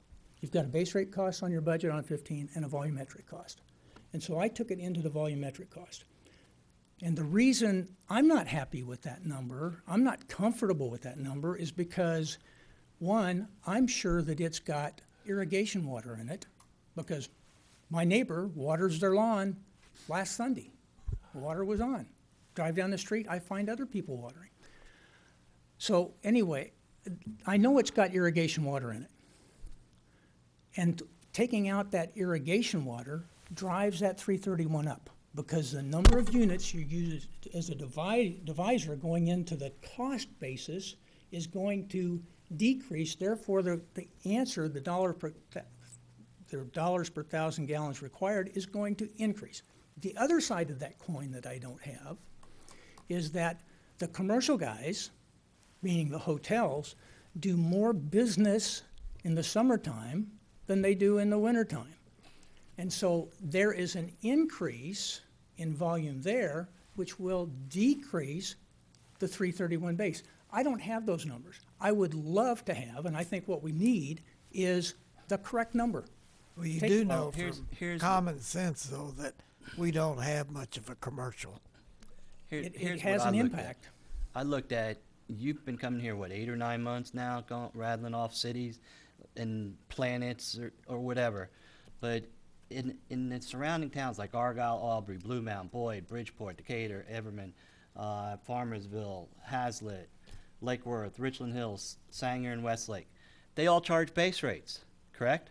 Well, I don't Yes? know. I don't know that they do, because Come I on, don't Bill, have. you know. No, I don't. Come on. I've not. So I've not. you're saying and you've let- been Davis, coming- wait a Bill, minute, it's on the are- chart. It's on the chart that's online, Okay, all of so- them out there. Okay, so Okay, I don't think there are any of so them that they didn't- charge base rate. Yes. The average of their base rate is $31.18. That's But- the average of their base rate. but okay? it's not a factor. I looked at my water usage, okay, last year, and I used 99,000. Okay, so you take the 250, you times it by 99, and you'll come to like 247.50, and then you take the 1458 times 12, you come to 174.96. Okay, so my total cost last year was $422.46 for sewer. I only exceeded 18,000 one time, unlike some people did it 6 times at 32, 38, 55,000. Those numbers sound familiar? Okay? my cost, if I did a 2550, which is below the average of the surrounding towns for base rate, I use 2550, and then I use 515 for a flow rate. It would cost me, a low user, about $70 more in annual cost. Based on the 331? No, off the 515, because we have a certain amount of money, and as we said before, you have a certain amount of dollars that you have to achieve. Yes. It includes improvements, includes a lot of Yes. things, and then you have a piece of the pie that has that dollar amount.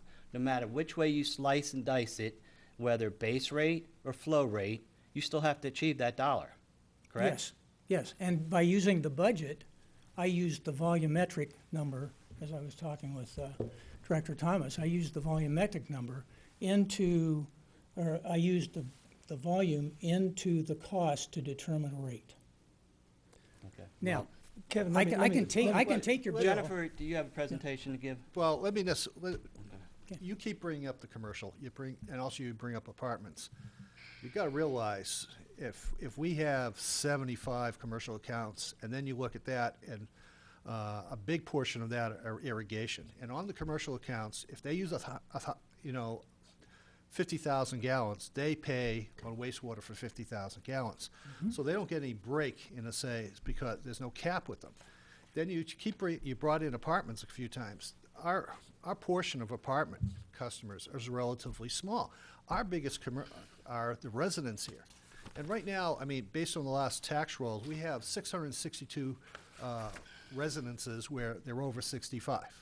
All right? What you're really trying to do is you're going to raise their annual water costs by going to this type of base rate because you're raising their per gallon. There's no way around it.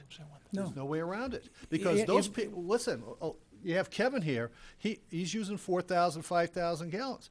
All right, but you're going to raise his rates up. You're going to raise the people who could least afford it, except for Kevin, who can afford almost everything. Also, he drives his vehicle around here. You're raising their thing. Take the point. He's out of order. There's no reason for us to go to the people who could least afford it and raise their overall water's cost. But Neil, let's carry it a step further. Even the people that can afford it. I mean, not wealthy, but I've retired okay. I use 18,000 gallons because I got a big yard and I water the stew out of it whenever I can. And I'm one of those that, I'm probably over the 18,000, but I'm capped at 18,000. If my math is even close to being correct, and Bill, I think it's fairly close, it's $4.09, not $3.31 is what it'll take to generate the revenues you have to have. Just take my 18,000 gallons at times 250 plus 1458, I would pay every month $59.58. That would be my sewer bill. No, For 18,000 gallons. No. How you gonna charge me more than 18, Bill? because you. For my sewer, how you gonna charge me more? I'm capped at 18. No, I'm capped at 18. yes. So But what, how you not- gonna but charge me under- more? But under winter averaging, I wouldn't put a cap on. Hang on a second. Under our current system, I'm capped at 18. Yes. Under our current our Yes. current system, I'm gonna pay, and hear me out, and I'm done. Yeah. Under my current system, I'm gonna pay $59.58. You take that off and throw me into the other system, I'm gonna pay $88.20. I'm gonna yell like a stuck pig. No, you won't. That's gonna be my bill. No, because you're gonna go back and capture your winter average, and that will be the number, not the 18,000. I gotta make it up though, Bill, with additional cost. Let's let the general manager come back with a real number.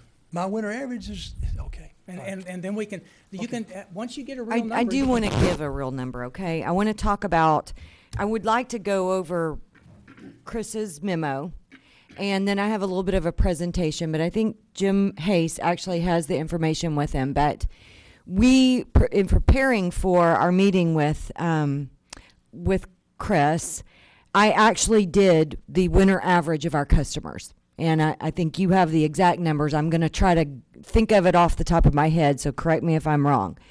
But over the 3-month period, which I had to use 13 and 14 at the time because we did not have January's usage yet.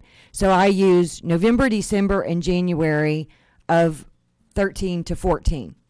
and the actual consumption was about 81 million. The what we billed for consumption was right at 60 million, like 59 something. And taking winter average, it was about 27 million gallons. So that's about 50% of what we billed for.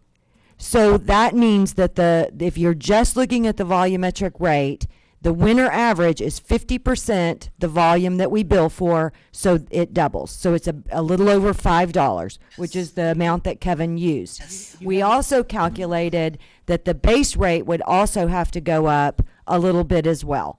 So we did not go all the way through that, but Mr. Eckert has set the rates for many cities around here. I believe South Lake is one of the cities that he does their rates. I know Little Elm, Argyle, several. He is well known.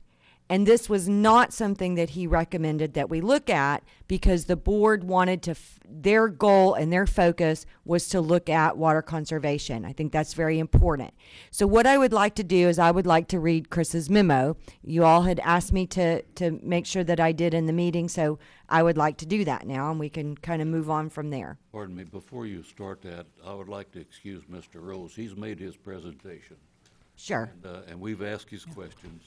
And we understand where he's coming from. We have for 6 or 8 months. We've got the message. We understand it. It's being considered, and we will not necessarily agree with you because we have experts who are giving us their opinion, but the ultimate decision is by this board. So we appreciate your input over all the months and the things that you've said. It's all been taken into account, but the decision will be made up here. Can Thank I you, get Bill. can I get with the general manager and go over the determination of that rate? Get your baseline numbers and look at them? Sure. Okay, thank you. And Bill, I do understand that last point you're making. I think I do. Okay, Jennifer. All right, so Mr. Eckert's memorandum to us states that based on the recent conversations I've had with you and members of Trophy Club Mud Board, it is my understanding that there has been citizen concern over how the district currently bills for wastewater service. Historically, the district has determined billed sewer volumes based on actual water usage up to a certain cap for residential accounts, with no cap on commercial accounts. Prior to the rate study completed by our firm, this cap was at 12,000 gallons. As part of the rate study, we presented and the board approved an option adjusting the residential cap to 18,000 gallons. The method currently used by the district to determine billed wastewater volumes is one method recognized within the industry and is the primary method utilized to bill sewer service by other districts within the state of Texas. In utilizing this methodology, the district's expressed primary rate goal is to continue to achieve water conservation pricing through both water and wastewater rates. Another billing method recognized within the industry is to bill wastewater based on an average of water use during the winter months, otherwise referred to as winter average billing. This method is not considered a water conservation pricing method, and it was not therefore considered. Concerned citizens have advocated that the district board change from its current method of billing so as to utilize the winter average billing method.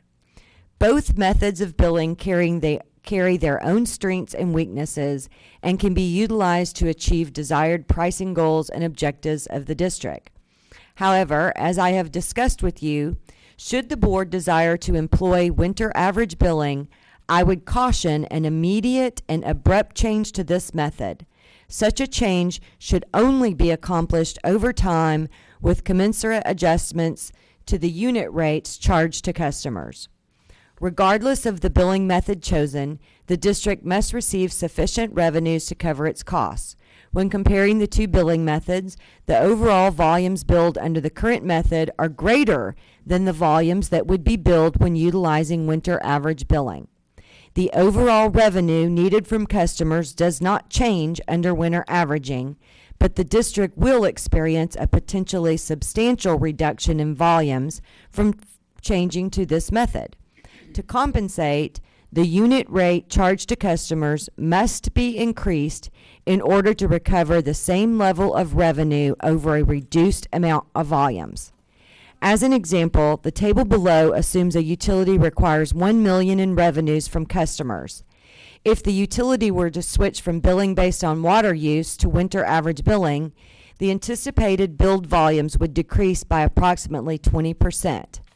Because of the reduction in volumes, the unit rates charged to customers would need to increase by 25% to generate the same level of revenue over the reduced volumes billed. Please note that this is presented for example purposes only. The actual impact to the district's effective sewer rate may be greater or less than the values printed below. And in the chart, it shows the needed revenues are $1 million, whether it's the current method or winter averaging. When you look at the 1,000 gallons of billed volume, in the current method, he's using the example that we bill for 500,000 gallons. In winter averaging, he's saying that would be 400,000 gallons. So the unit rate under our current method would be $2, where in the winter averaging method, it would be $2.50, or a 25% increase in this example.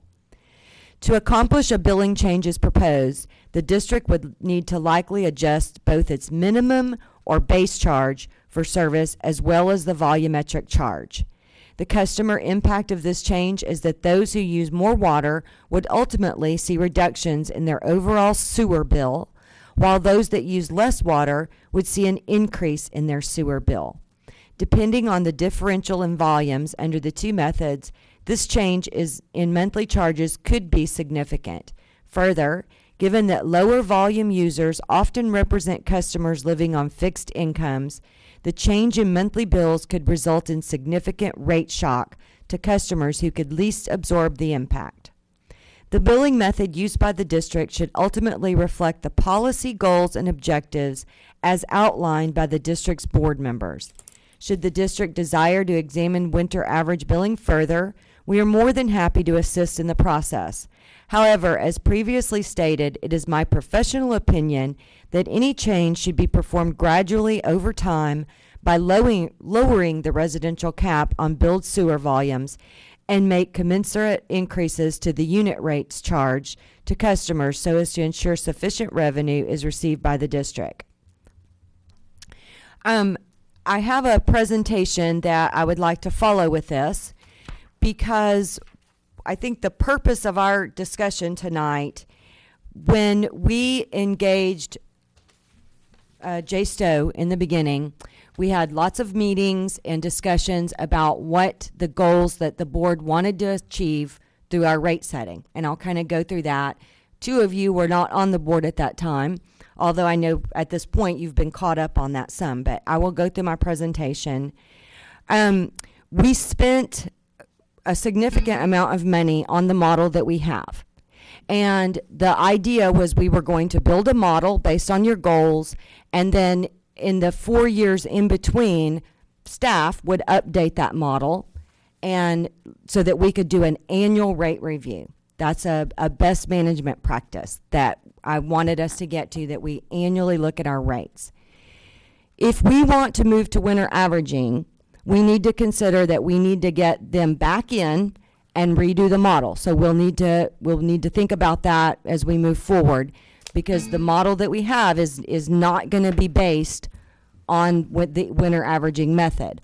Although we've kind of tweaked with it and we think that we could make some modifications, I think we would feel much more confident if the experts redid the model to accommodate that. All right, so.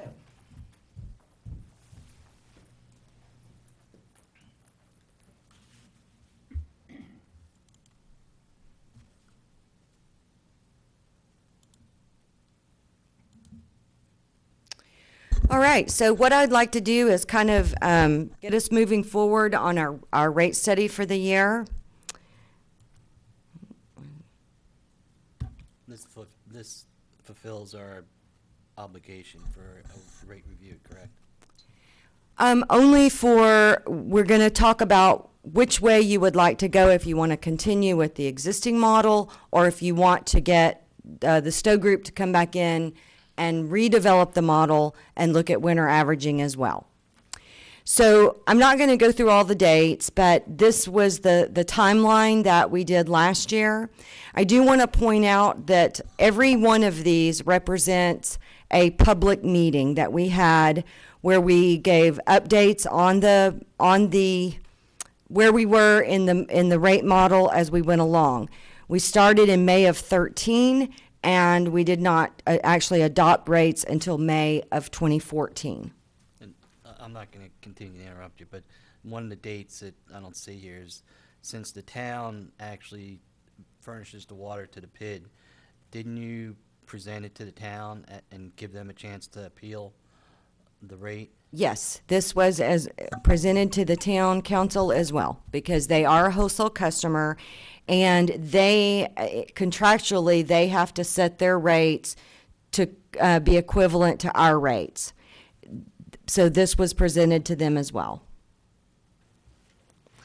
So in order to kind of get ahead of the game, last year it was a really long process because it was a new process for us. So it took us a little bit longer to kind of get to the end. What happened was by the time we adopted our rates, we had another Fort Worth increase, and I'll get to that in a moment. So we kind of got behind the curveball a little bit. So I want to make sure that this year we get ahead of it, and there's two parts of that.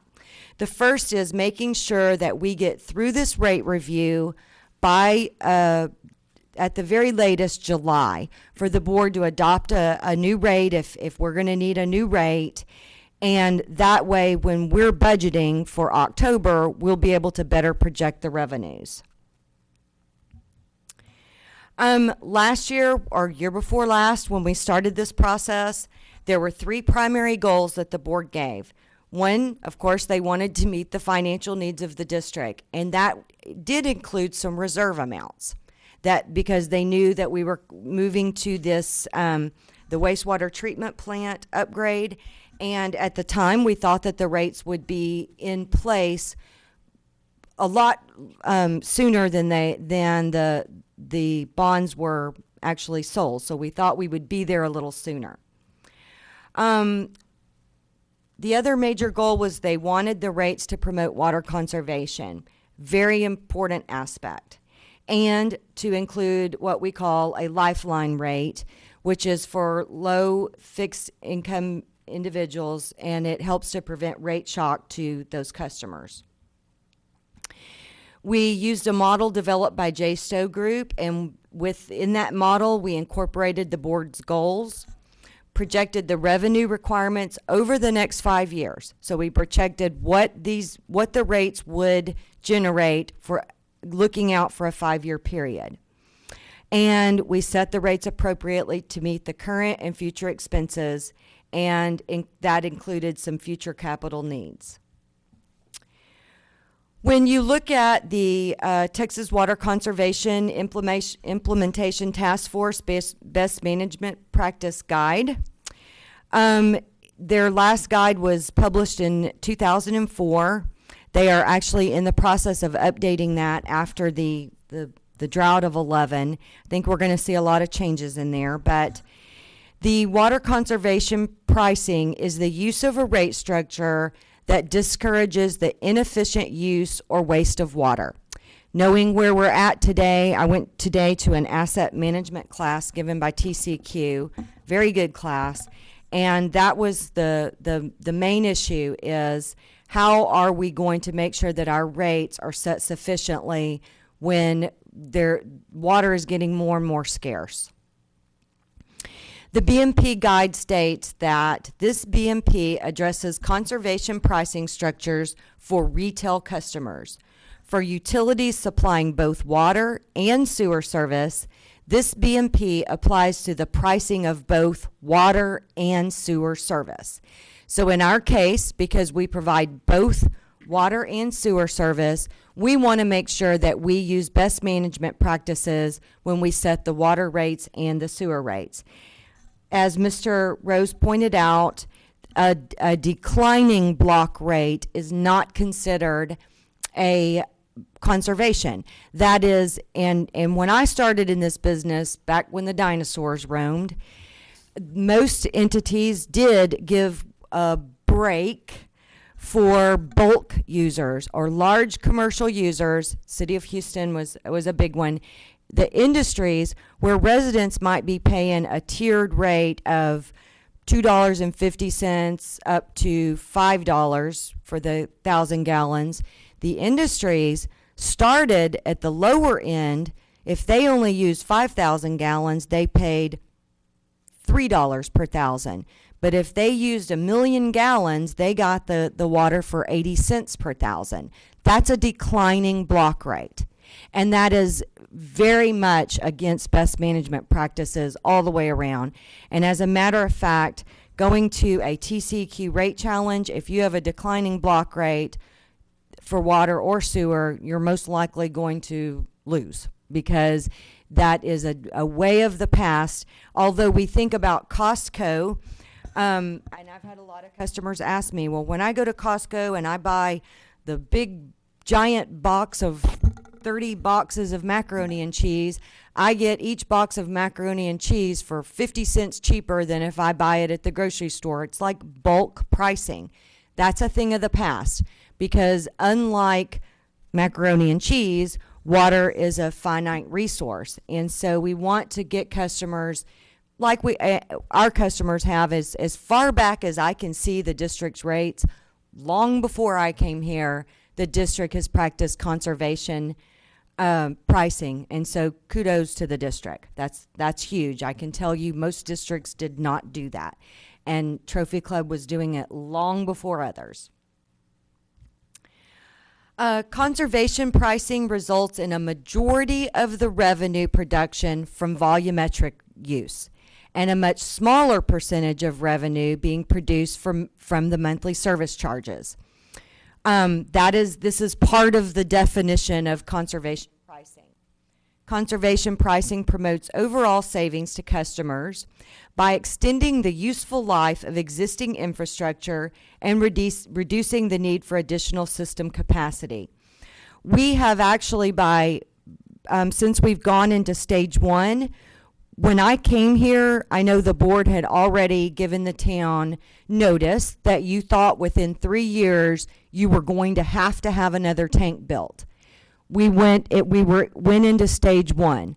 Water use from residents has come down a little bit. We've kept those peaks down, and we have been able to extend not having to build another ground storage tank. We've pushed that out. That's a huge cost savings to our customers. So water conservation pricing not only is the good thing to do because it keeps people from just wasting water, but it also helps everyone in that it extends our infrastructure.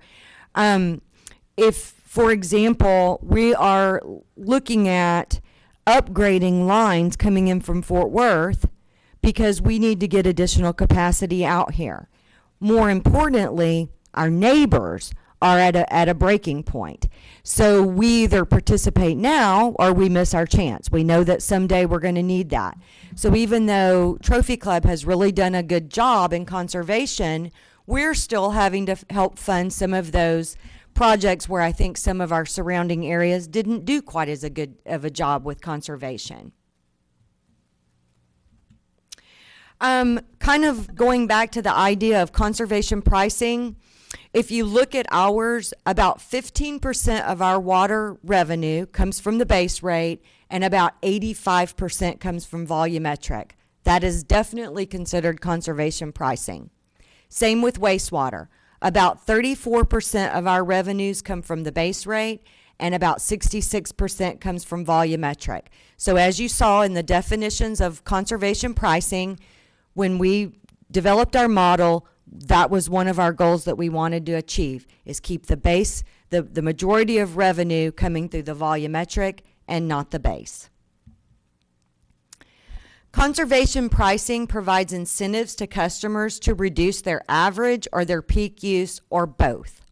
Such pricing includes rate designed to recover the cost of providing service and for billing for water and sewer service based on metered water use. Conservation pricing can include a constant volumetric rate, increasing block rates, or an excess use rates. In a district I was at previously, we did have what they called seasonal or excess use rates. And in the summer months, if you went over, I believe it was 15,000 gallons, your rate tripled. If it was $2.50 at the tier lower, you now paid $6.50. That's a very common way of setting rates in Texas.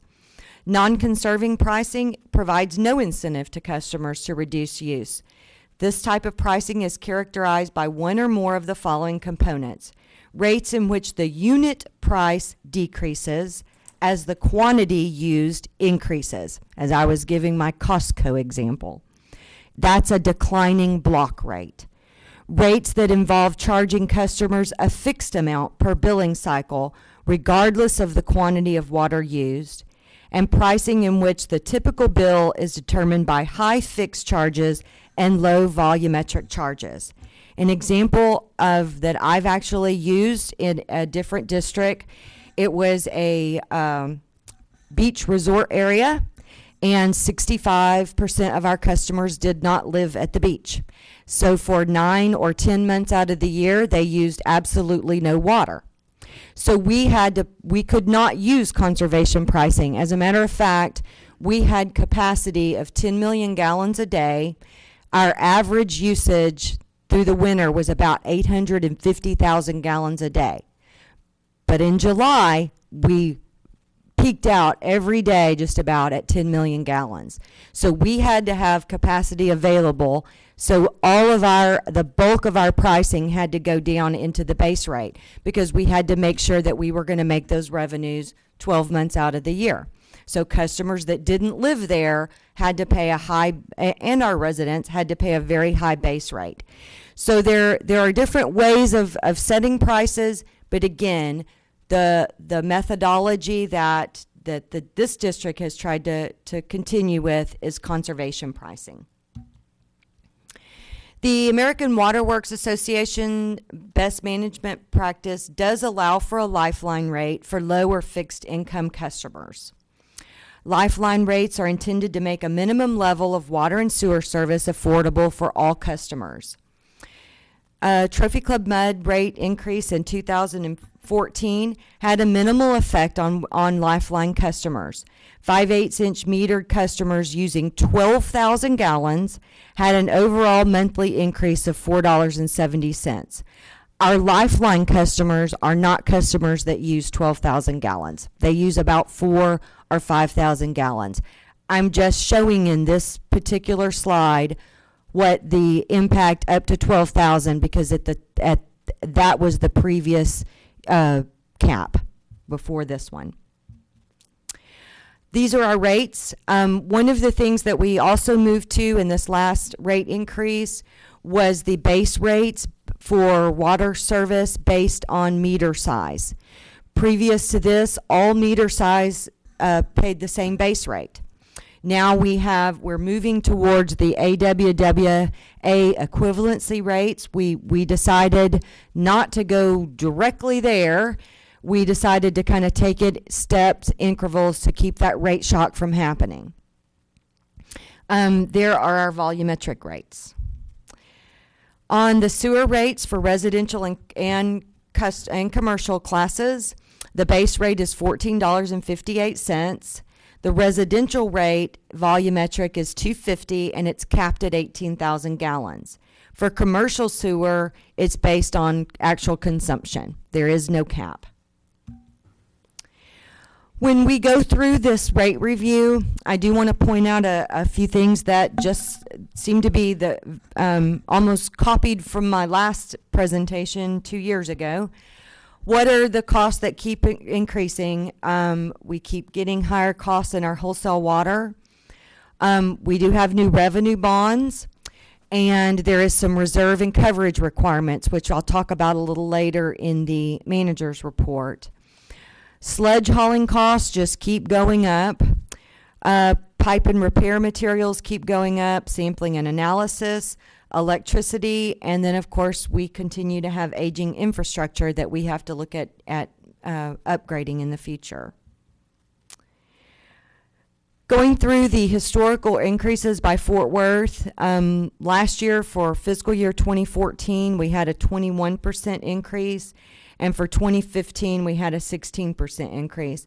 I always like to point out that my first year here to do the budget was for the fiscal year 13, and I thought how really lucky y'all were, because you didn't get any increase at all from your wholesale customer, and I was just very, very impressed. Then 2014 came along, and I saw, well, that was definitely the anomaly. So that's my presentation on that. I'm going to just open it up for any questions or comments. If there's any changes in how you all would like to see things done, now's your opportunity to let me know that. I'd give it a thumbs up, but there's no popcorn, so. Jim, let me ask a question. Jennifer, just for the record, tell us about approximately how much of our water supply comes from Fort Worth and how much comes from our wells. It's about a 70-30 split right now. Yeah. We've actually kind of upped the well usage. The well levels are up a little better through this winter, so we're actually trying to supplement more with the wells. But in the drought times and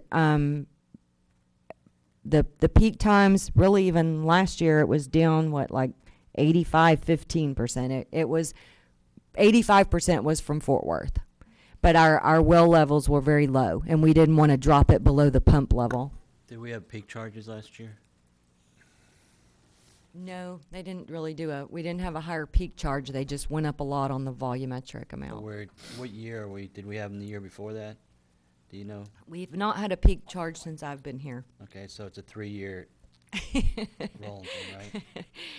Bragging or what? We did have, actually, this past fiscal year, though, TRWD went up on Fort Worth, and the contract allows that if they get an increase during the year when the rates are already set, they can do a true-up at the end of the year.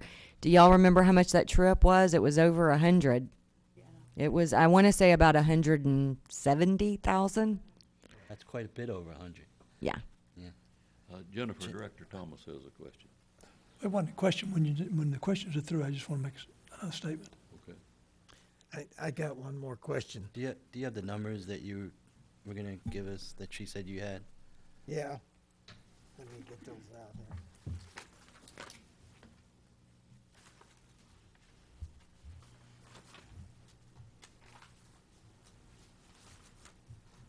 She has given these numbers to the board once before, but let me just take just a minute to run over if I can find the right sheet.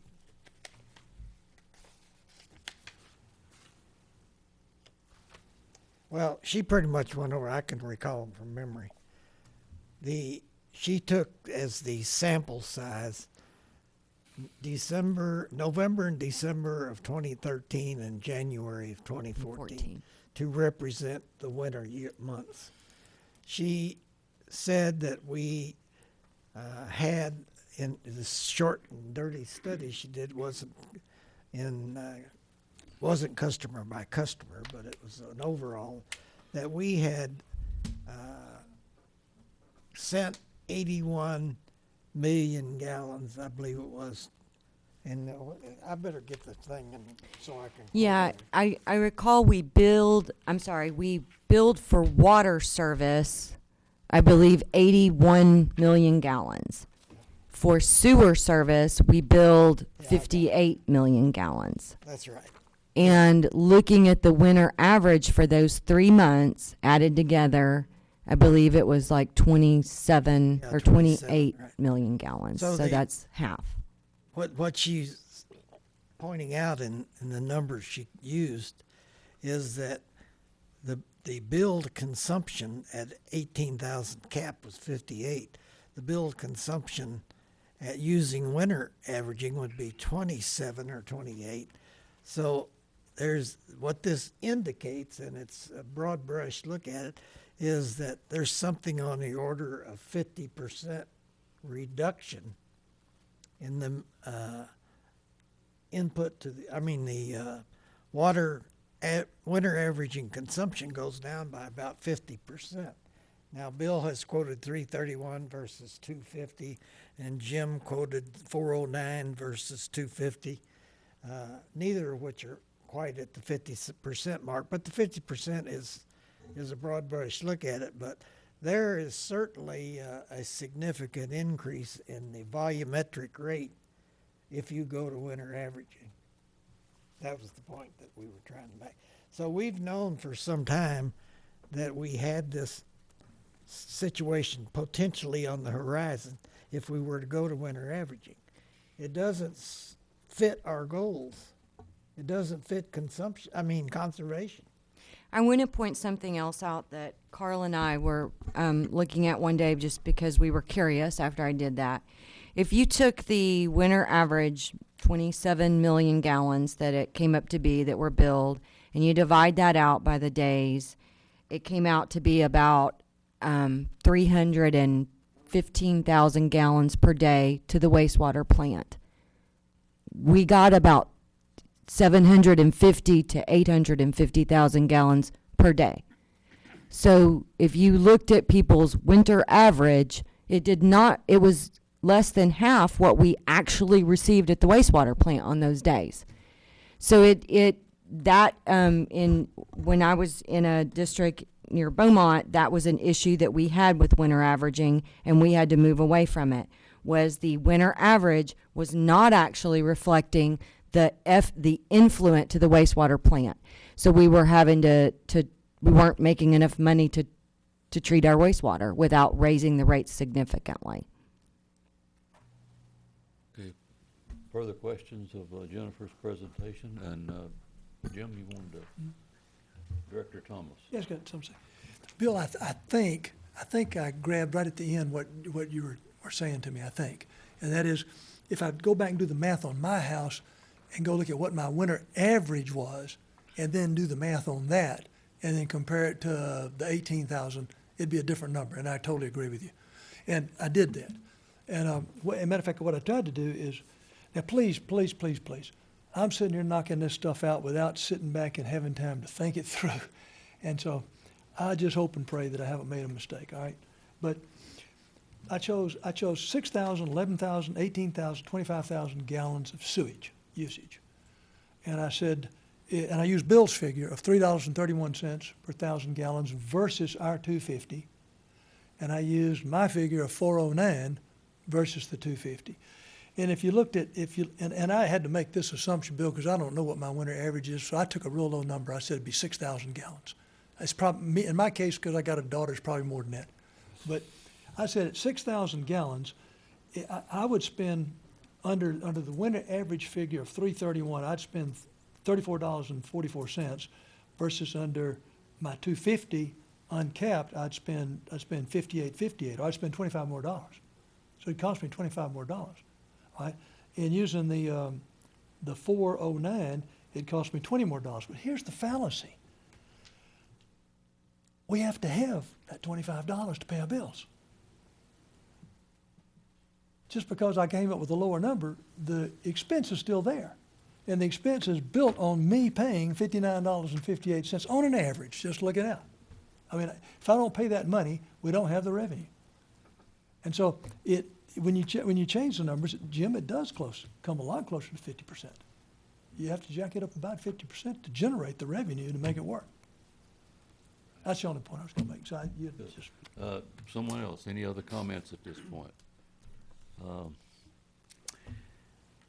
Pam, it looks like A and B under item 7 can be grouped together in the event that anyone wishes to take any action.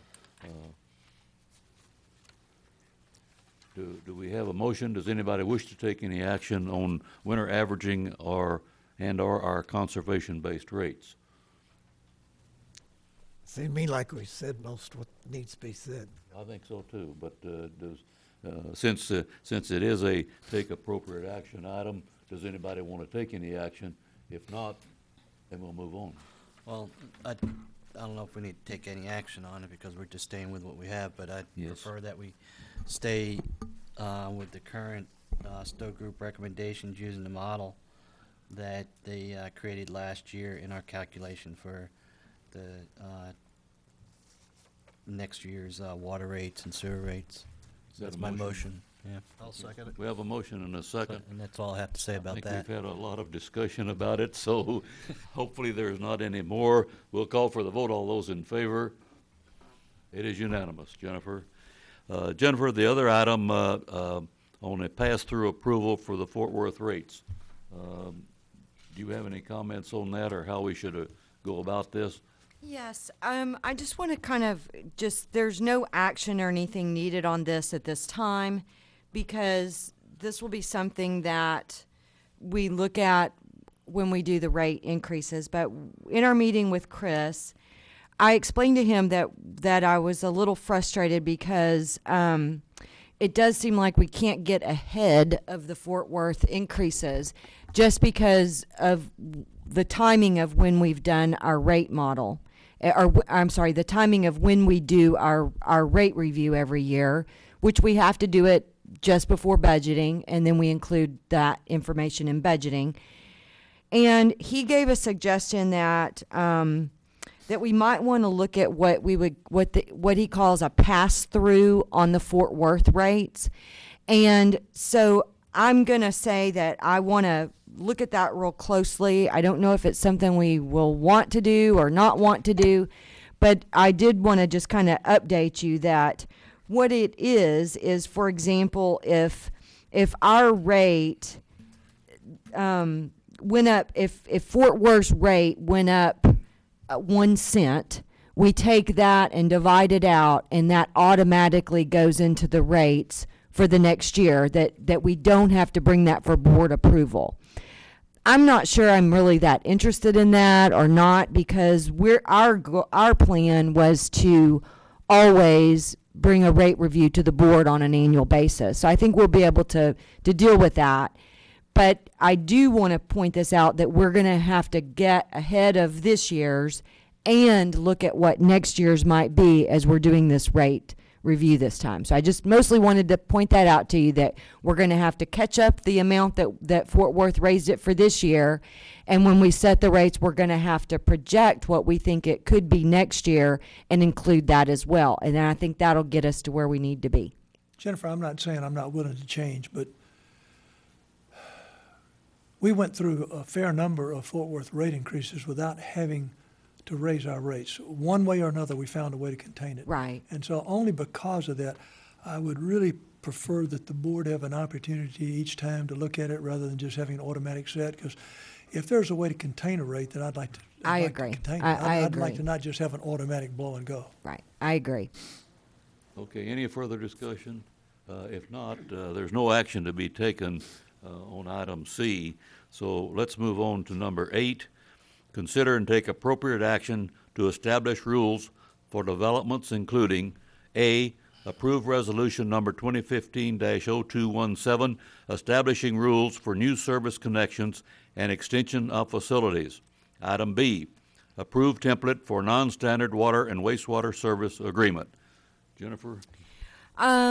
Last month, the board, either last month or the month before, I can't remember, but recently, you all asked staff to work to put together a development process for the district so that we can have contracts with the developers and ensure that all infrastructure is conveyed to the district after completion, and that the district is named as an insured as they do the construction.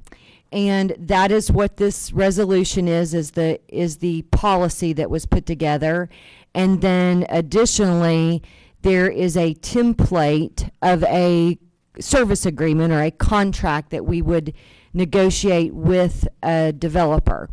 It is not meant to be that is the contract that every single developer would get. There might be some areas that we negotiate out a little differently. But overall, it sets the requirements for development in that they will have to meet our specifications, our construction requirements. They will have to pay a cost for engineering review and for any legal costs to draft each individual agreement with each developer. They will be required to get insurance with the district as a named insured. They will be required to get performance and maintenance bonds in the district's name. This would, as it stands right now, we have in the past done this somewhat with the town, and the developers have all of the insurance is tied to the town of Trophy Club. It is not, there is no direct coverage for the district. Additionally, when the construction is completed, there is no direct conveyance of infrastructure to the district.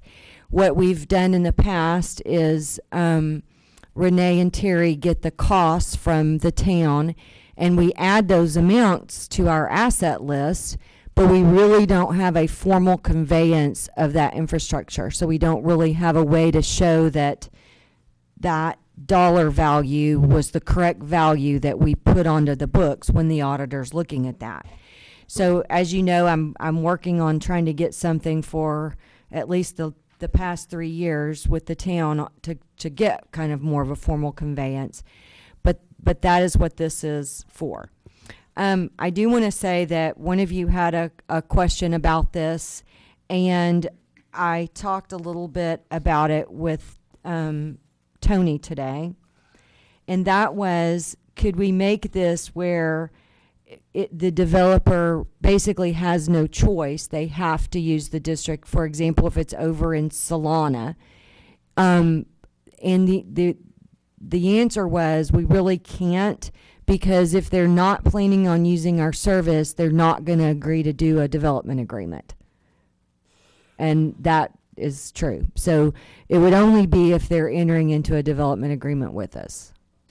If a customer comes on the scene newly and doesn't make a conveyance of the underground piping, for example, what do? We charge them out of district rate, or what do we do in that case? When they don't, they just simply don't make the conveyance of the physical assets. Right now, today, well, no one does. And so we don't really have anything that shows that we have ownership of that, and it is within our district, so we can't charge them out of district, and we're required to serve customers in our district. So it's not the best way for it to be that we don't own the infrastructure. So we want to move away from that.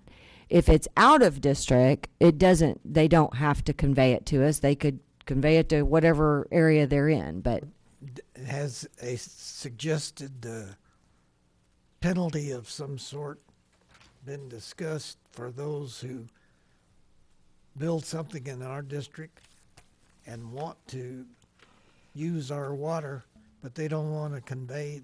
we won't be able to serve them. That's the penalty. Okay. We will not serve them if they do not convey infrastructure to us. That's pretty tough. Okay, further discussions? Any action? Well, under this, I'd like to move that we approve the resolution 2015-0217, establishing rules for new service connections and extension of facilities. I'll second. Okay, we have a motion and a second. We have missing one director. Left that away. I mean, just take the vote and note that he's missing. Okay, all right. We'll call for the vote. All of those in favor? Aye. 4 in favor and 1 non-voting. Disappeared. Okay. Director Thomas vanished. Item 9, consider and take appropriate action to provide staff direction for possible remodeling of district office building and/or conversion of office space to conference room. Let me check. Director Toomey, did you include the template in your motion? No, I didn't. Okay, let's go back to 8B if you don't mind, President Sorry, Moss. That's okay. I skipped that, Pam. I'm glad you caught me. All right, well, should I include B then?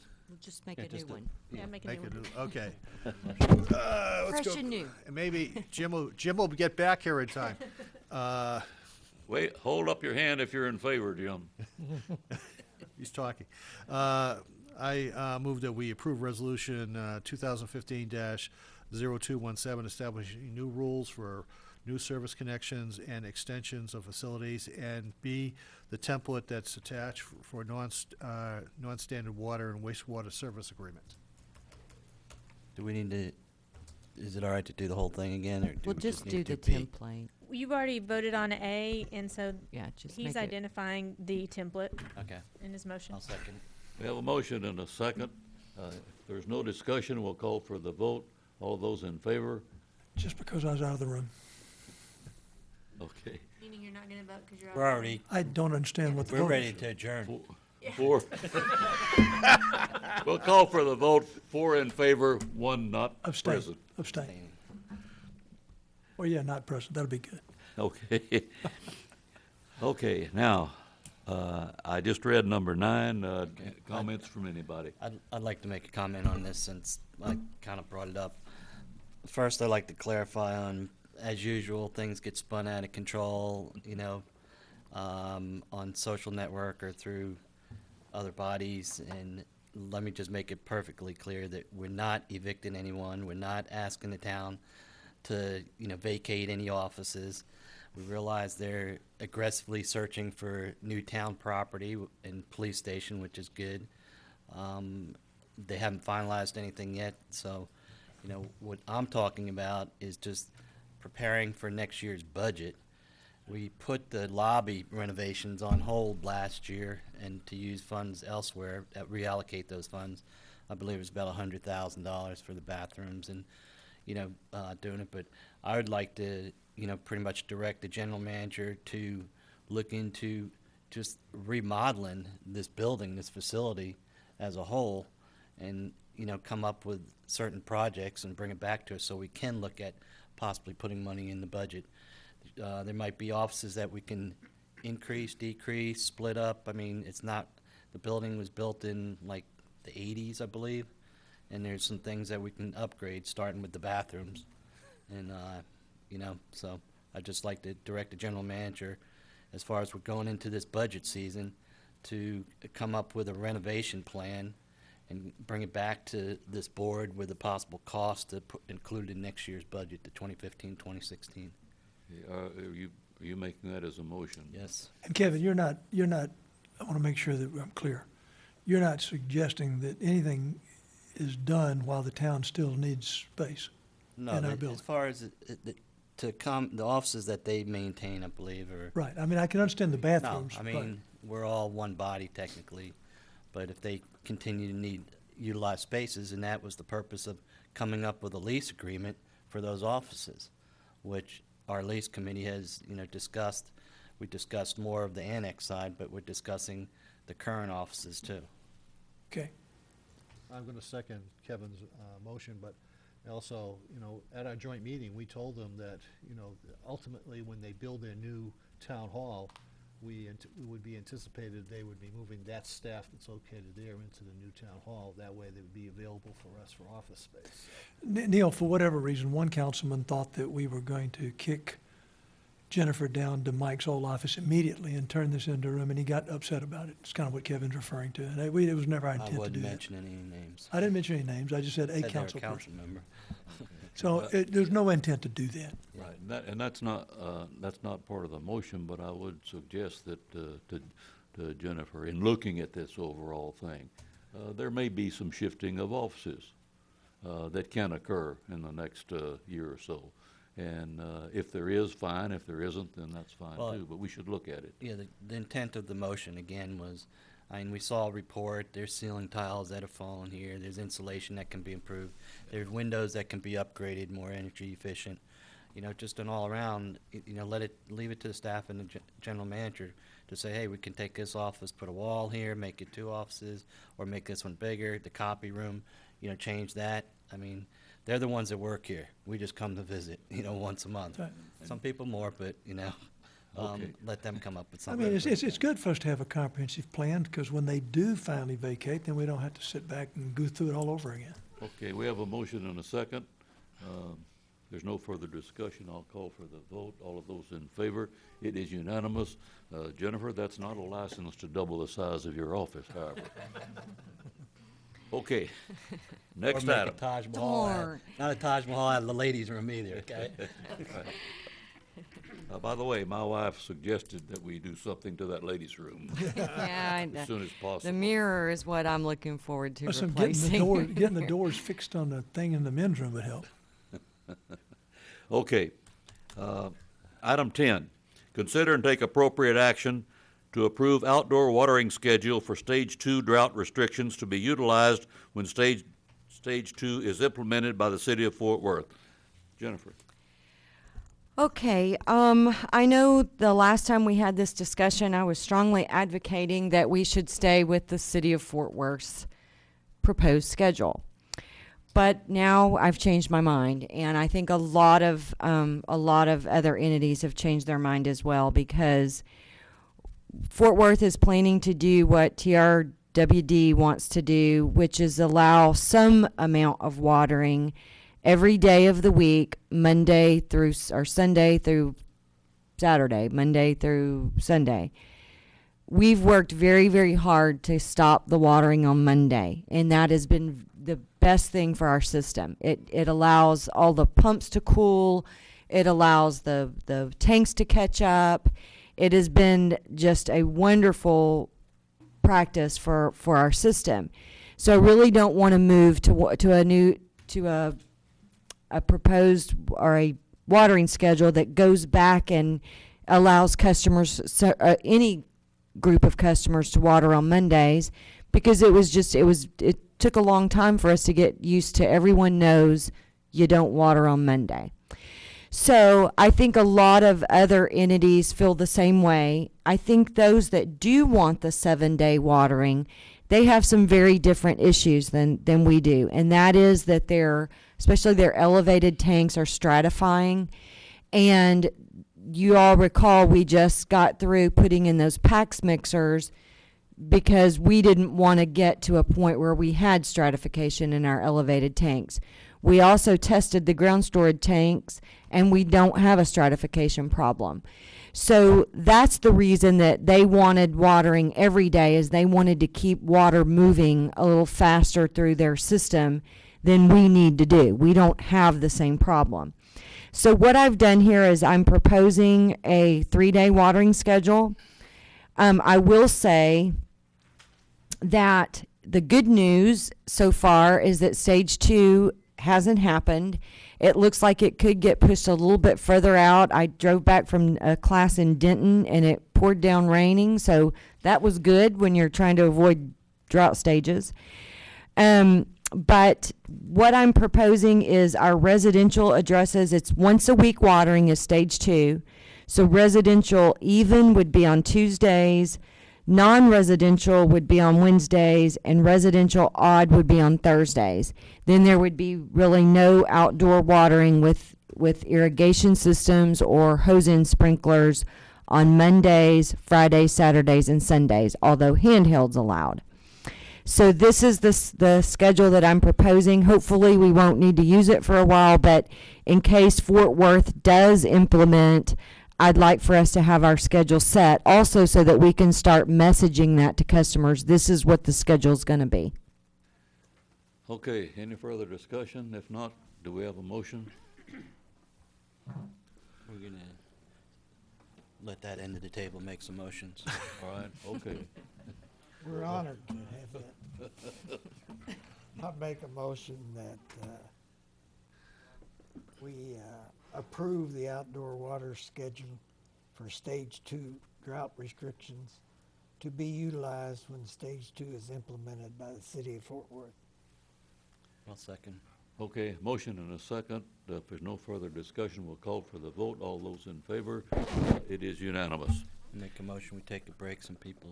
A break this early? Oh, Can okay. I, back on the motion, can I clarify? You do want us to use the one that is presented in the packet?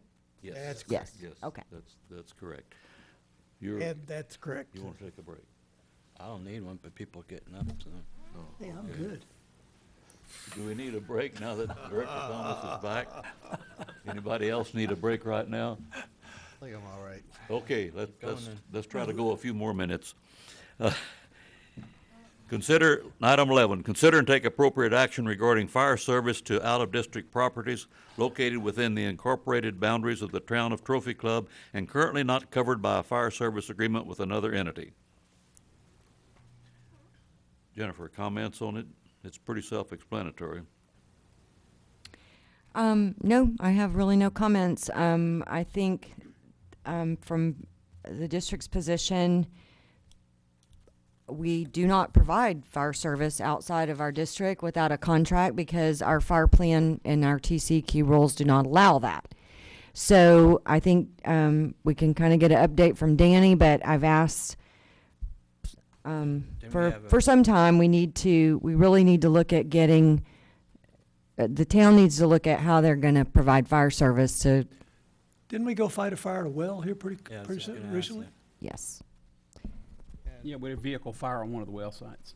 But isn't that out of district? Yes, sir. So, you know, this is a dilemma, guys. I mean, do you let it sit there and burn? Example, hang on, It was the 20 Mormon feet- church. It was 20 feet from a residence. Well, hang on, Danny, if the Mormon church catches on fire, it's out of district. We sit there and let it burn down? Jim? I mean, all these properties listed are in the town, but is 56 Meadowbrook? I think that's not in the town. That's the Venables property. Well, It's, that's basically county property then, right? I don't know. It's not in the town? It's county property, but it's within Yeah, it's- Then it's then it would be covered under the county No, So that's mutual aid, so all. mutual aid agreement? no. No. Well, Why wait. not? They won't come into the incorporated city limits of a town I thought we had an agreement with the county to cover county. outside of the jurisdiction, city limits of Trophy Club. Well, it's not Like the inside. park and the Corps of Well, Engineers. I thought that's what y'all just said, is that it's outside the town too. Property. His property's not in the town, is it? It's in the town, it's not in the It is. mud, Whose property? the Venables. Venables. Remember last year, this same issue came up on some property over in Westlake. No, the Keller, pet, It was in Westlake. Wherever it was. It's physically in It Westlake. was not covered by anybody, and so, they were not, and as far as I know, still aren't covered, because they were out of the district. boarding place. Yeah, yeah, Boarding. yeah. And by the way, you know, the Venables property should be revisited. The agreement that Mud 2 years ago had with them, and I was the one that cut that agreement, was that they were an elderly couple, they'd been here forever, and so we grandfathered them and said they did not have to be annexed into the Muds because of their age.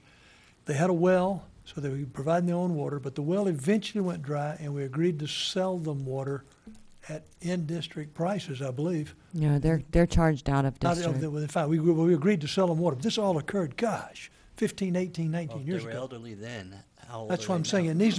it needs to be revisited, Kevin, because we said if anybody else, if they passed away and anyone else took over that, they automatically had to file for annexation. Is an agreement written somewhere, or was this? No, it was a another verbal handshake? agreement we had with the And family. it never happened.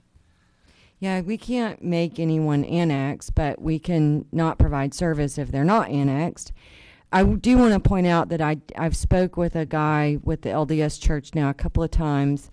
Latest was called him Wednesday, and he says they are working on the annexation documents, and it is like a small federal government, I believe, at the LDS Church. He sounded very frustrated himself, but I think that one soon we should see the annexation paperwork coming over for the LDS Church. Oh. The others, those are outside of the district, and we can't provide service unless we have an agreement with someone to do so.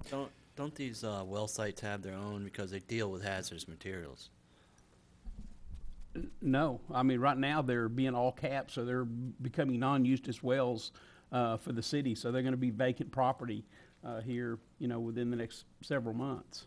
Okay, so you said there's a vehicle that caught fire, and was that a tanker truck or something that carried hazardous material, or, It was a concrete pumping truck, what it was. so it's hazardous material? Right. And did we have the proper, Yes, because all it was a cab fire. that's all you knew it was, though? You Yes, didn't know what looking material? over the fence, it looked a lot worse than it did, so we put the fire out. I mean, I just look out for the safety of the firefighters, that it might have been empty, but you don't know what residual was there and what chemicals were there if it said hazardous material. That's my only concern. Well, the well services, the well people are gonna call 911 in the, Our newly appointed committee member, can you come up to the, can you come up to the microphone, Lou? The microphone, the podium. You're being recorded. If memory serves me, been here, done this. When we did Trophy Club Westlake DPS, there were we found areas in Trophy Club and Westlake that were, although in the town, due to like the vulnerable property and things like that, were not covered, right? Because they were in both towns, the towns rolled them into the coverage of the DPS, right, at that point in time. And now you got other areas like the church and things like that, that it may behoove you to go just sign an agreement with the town saying cover anything within the town limits. Yeah, through an interlocal or something like that. Right, an interlocal or something like that, because we had to do the same thing. But with that, they would pay the taxes that you and I pay. Somebody Fine. would have to pay at that point in time, there was a DPS thing, the Trophy Club, Town of Trophy Club, Town of Westlake, and the MUD contributed to, so it was a moot point. Money was a moot point. But at this point in time, for number one, Jennifer's absolutely right, there has to be an agreement, and Danny's right, there has to be an agreement, or else all your other mutual aid agreements go, if I'm stealing your thunder, let me, all the other mutual aid agreements go away with the other surrounding departments if you step out of your district and you have to have them cover you. But that's what we did then, is we just had the town create an interlocal agreement, bang, with the DPS, that we would cover all that stuff, police and fire. And that's not a problem. as Yeah, it long was a as no they- money deal, it was just an agreement. Yeah. And then that covered everybody. And that's why I voted for you on the committee. So Thank you, Lou. is this something that you all think that Danny should go get the town to bring forward an agreement? Or how should we move forward with this? I think some sort of interlocal to make sure they're covered. LDS, it sounds like they're going to come up with something, so I wouldn't put too much pressure on that. But as far as these well sites, whoever owns them, I think all one person owns them. Is that correct? I think Beck owns the well sites. Well, I think we need to get a interlocal, or they need to request to be annexed into the MUD district to have fire service. That's my 2 cents. Jennifer, if you don't object, I know those people because I actually did the deal with them, and I live close to them. I'll go knock on the Venerable's door and find out if they're still there, and if they can. If it's changed property, then I'll set up an appointment for you and I to go talk to them about being annexed. Because that was the agreement that was made. Okay, so I'll make a motion. I'd like the board to direct our general manager to discuss this with the acting town manager, with the hopes of getting a interlocal agreement that would cover these properties, and bring it back to us when she has something drafted out. well, I think the fire chief should be involved in. Well, I agree, Somehow. but she should be the lead. Do you agree with that, Jennifer? That's fine, sure. It doesn't sound like you agree with that. No, I'm fine with that. Okay, We have a motion, do we have a second? I'll second. We have a motion and a second. No further discussion, let's call for the vote. All those in favor, it is unanimous. Okay, item 12, consider and take appropriate action to approve unbudgeted expenditure of up to $20,000 for fire department personnel, protective equipment, replacements, and annual testing of PPE as required by the fire department standard operating guidelines. Discussion or a motion? Yeah, I'm struggling with this. I mean, I'll wait and do it in discussion, but Danny, I want to know where this came from. I mean, you do your budget every year. I assume you do the standard operating guidelines testing on your equipment that you're supposed to do annually. So why did this come up as a surprise?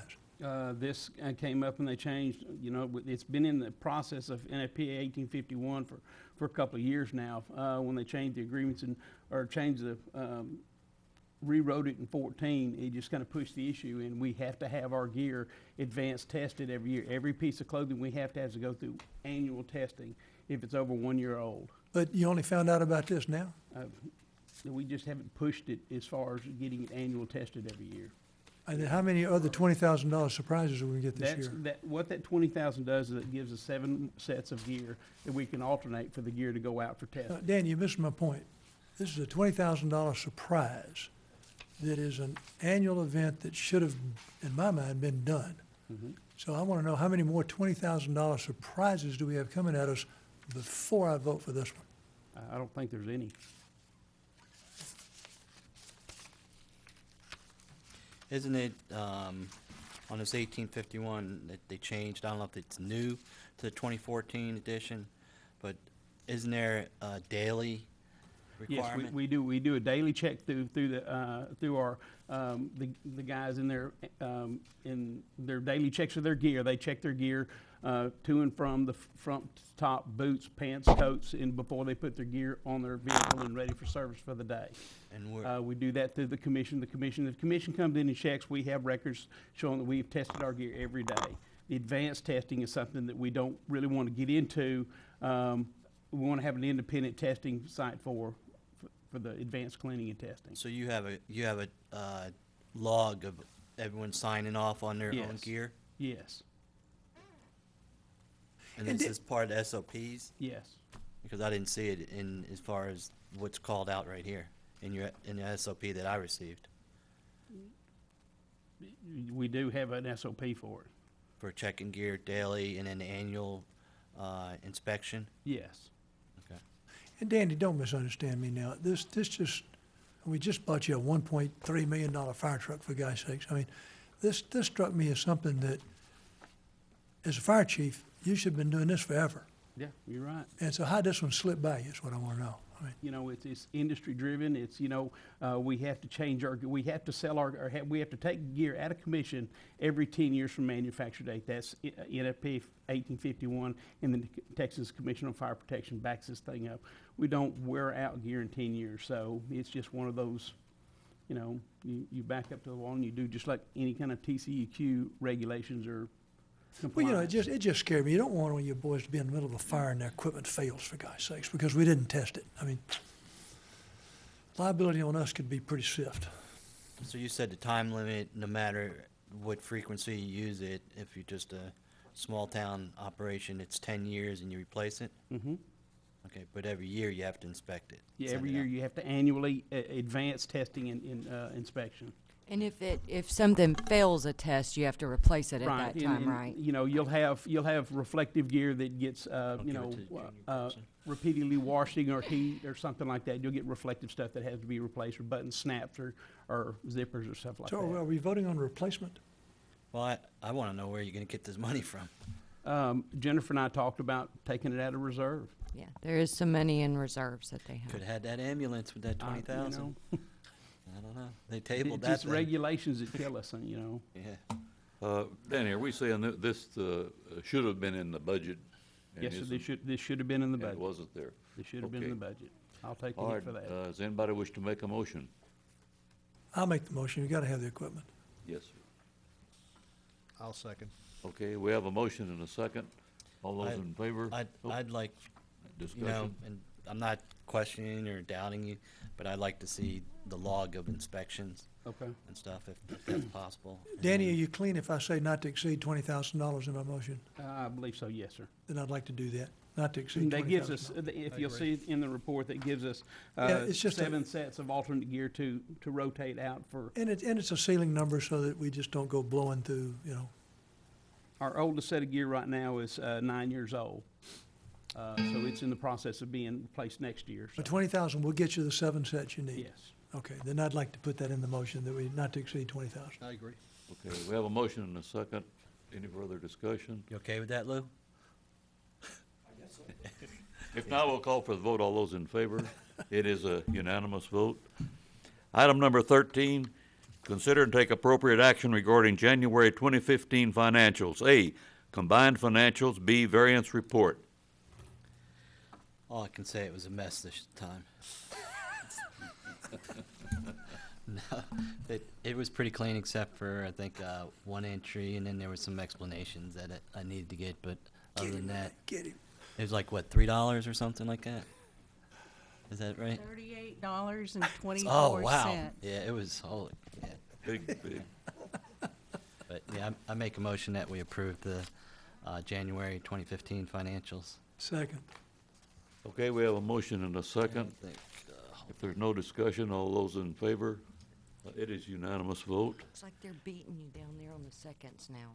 Item 14, Jennifer, do you want to take this one? Yes. Consider and take appropriate action on matters related to the Waterfest 2015, including. Approve, I'm sorry, go ahead. No, I'm sorry, did you, I'm sorry. You want me to read it out for us? Yeah, I thought you would All take right, 'em one consider at a and take time. appropriate action on matters related to Fest 2015, including A, approve hosting a water harvesting class for customers after the festival. B, approve a reception for recognition of long-term customers. C, assign directors duties during festival. And D, approve vendor contributions. So I'd like to kind of break these down. A, the Trophy Wild Club, Jennifer, what's the day and time for this? March 21st from 10 to 1 was the actual time of the festival. And is it Trophy Gone Wild or Trophy Wild? You had it right the first time. Yeah, Trophy Wild, I think. They are one of the groups that's agreed to host kind of a breakout session, and they're gonna tell about a special program that they're working on, the Clean Rivers program through TCQ, where they actually monitor our streams around in the area and look for non-point pollution. And they are planning on, they would like to have the, I think, Texas A&M Agri Extension or whatever, host maybe a couple of weeks after our Waterfest, host a water harvesting class where they will, the cost of the class is $50, and it would be for residents, and they will actually provide all the materials that they need to build their own rain barrel for rain harvesting. And the group asked if the district would be interested in paying half the cost of the students that want to go. So that would be $25 per student. I believe it's a maximum of 20 students that could take it, and they want to get people at our festival to actually sign up. I think they need a minimum of 10 for it to make a class, but if they get enough people, they had hoped that the district would sponsor half the tuition on that. I think that's a great idea. It really promotes our purpose, our public purpose of water conservation. It would get that many more people to learning how to use rain barrels and water harvesting. Maybe they'll, in turn, their neighbor will, be jealous that they have one. So maybe that would catch. But that's the action on item A, is if you all would like to agree to subsidize half the tuition for students to take the water harvesting class. Item B, we would like to, we're going to buy some signs. We've kind of come up with some different ideas, something like a gold star yard sign for residents that have lived in Trophy Club for more than 20 years, and a silver star sign for those that maybe lived more than 10 years. We haven't come up, we've asked Ms. Edstrom for a copy of the list of long-term residents that they have. So once we see that, we'll kind of come up with what they're going to get, some sort of a yard sign to recognize them. And we would like, before the March meeting next month, to just maybe meet a little early, say we start our or not really start our meeting, but say at 5 o'clock or 5:30, have those residents come in where we recognize them, have some cake and punch, and give them their yard sign so that they can place those in their yards and everyone can see our long-term residents. The third, Maybe with a solar light too, that you could point on it at night. maybe so. And be careful, because some of these folks have bought 2 or 3 houses, but have been here a long time. They may be 2 years in the house in the pid, but they might have lived in the mud for 20 years. I think the town's anniversary committee has already done a really good job of finding all the long-term residents, and they have a list, so we're just hoping to get that from them. The next item, C, We can skip that one. I hope y'all didn't think you were getting out of the popcorn and balloons this year, so we're going to let you all kind of pick what you might want to do for the festival. And then D is kind of the most exciting, that I should have started there because I just couldn't wait to get to it. But we have had a tremendous outpouring from our vendors and our consultants, and we're going to have a banner made with everyone's logo on it, thanking them. But we've had Southwest Securities has donated $1,000. The Wallace Group has donated $250. The Liston Law Firm has donated $150. HD Supply is donating some supplies like some lawn chairs or something for door prizes. Who's the one that's doing the backflow devices? Who? Win Jennifer, Nelson in Roanoke. Kevin's big on raising money. Get him, now that Pam's done this, get him to go after Bob West. Yeah. You're talking about another Kevin than me. Yeah. So I'm just really excited, and I want us to all say a great thank you to Pam. That was very nice, and she was the first. So I want to say that she was. Oh, Keller Trophy has donated some trophies for us to use for, what were we going to do with those? Was that I think that's the contest. Oh, yes, we're having a coloring contest for students, and they've donated some ribbons and some trophies for the coloring contest. To give y'all just some ideas of what's going to happen at the festival this year, we're going to have the bouncy house. I do have some sad, devastating news, and that is that Jim, I'm sorry, but Wayne Drop is not going to be able to come this year. Oh, my.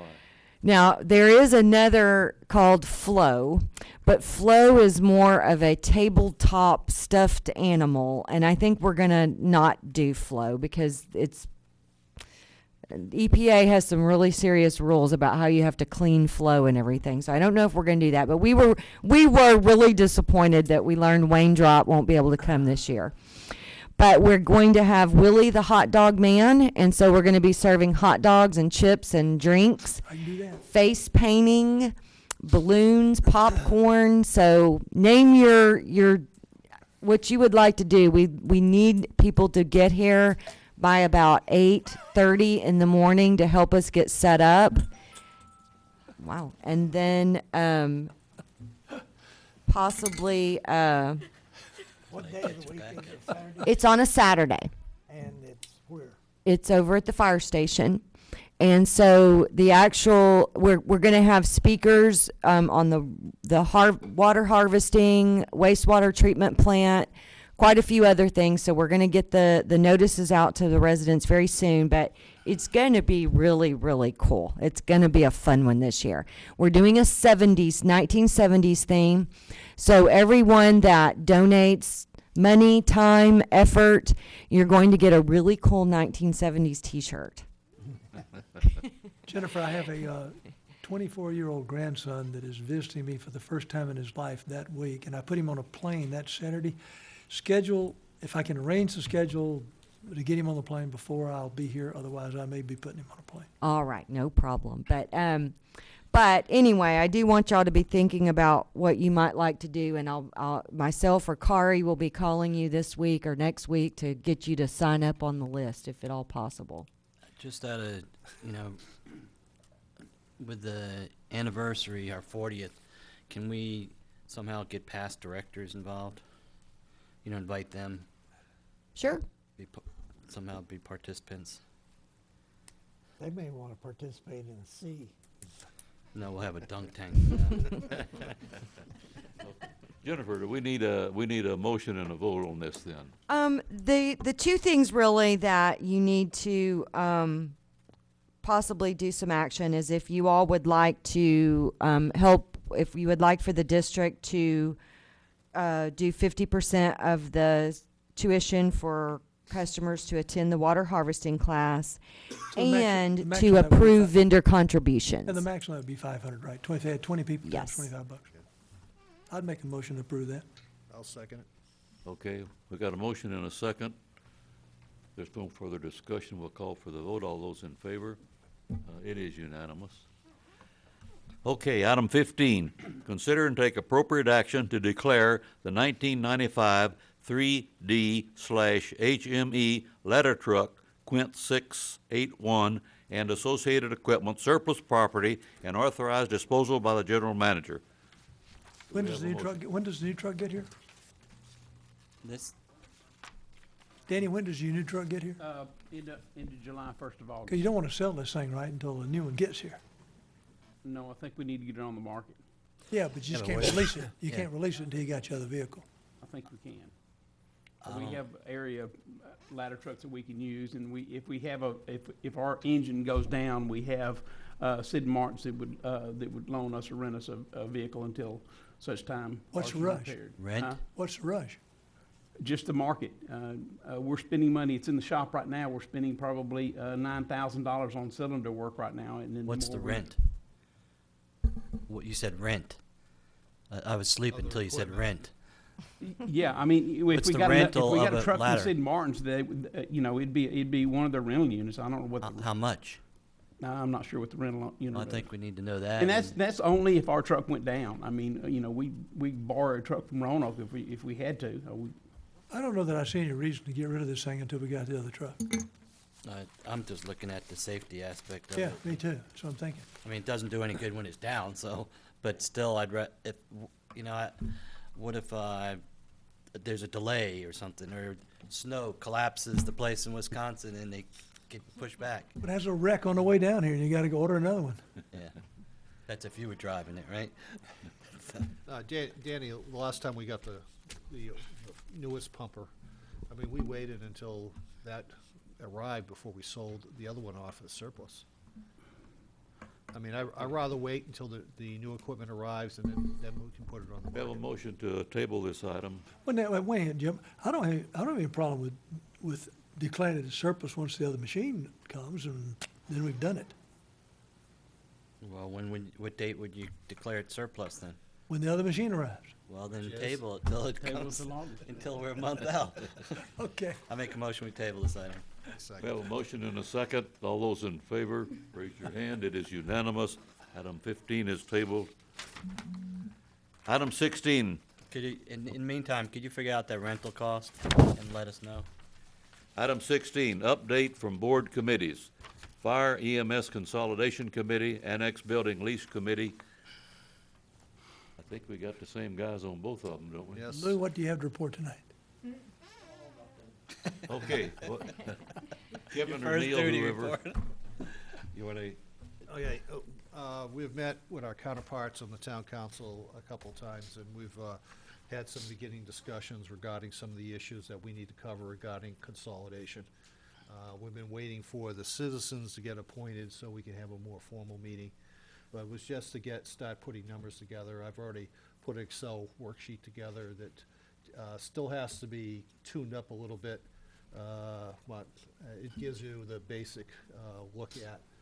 Right now, it's costing town over 7 cents, and roughly it would be something like 4.5 cents But that's also because of the current budgets. I'm not, next year budgets might be different. And, because this year's budget, EMS had the ambulance in, and I'm not sure how to treat that for next year. So there's other things that we have to consider. And we're looking at everything under the sun, whether it's how the employee costs would change, benefits would change. We also were looking at planning to interview our firefighters and get their feedback about what they think about consolidation, and so we can address all the aspects of it. Yeah, we pretty much stayed at like the 10,000-foot level until the citizens were appointed, and then the fire chief could join in, and then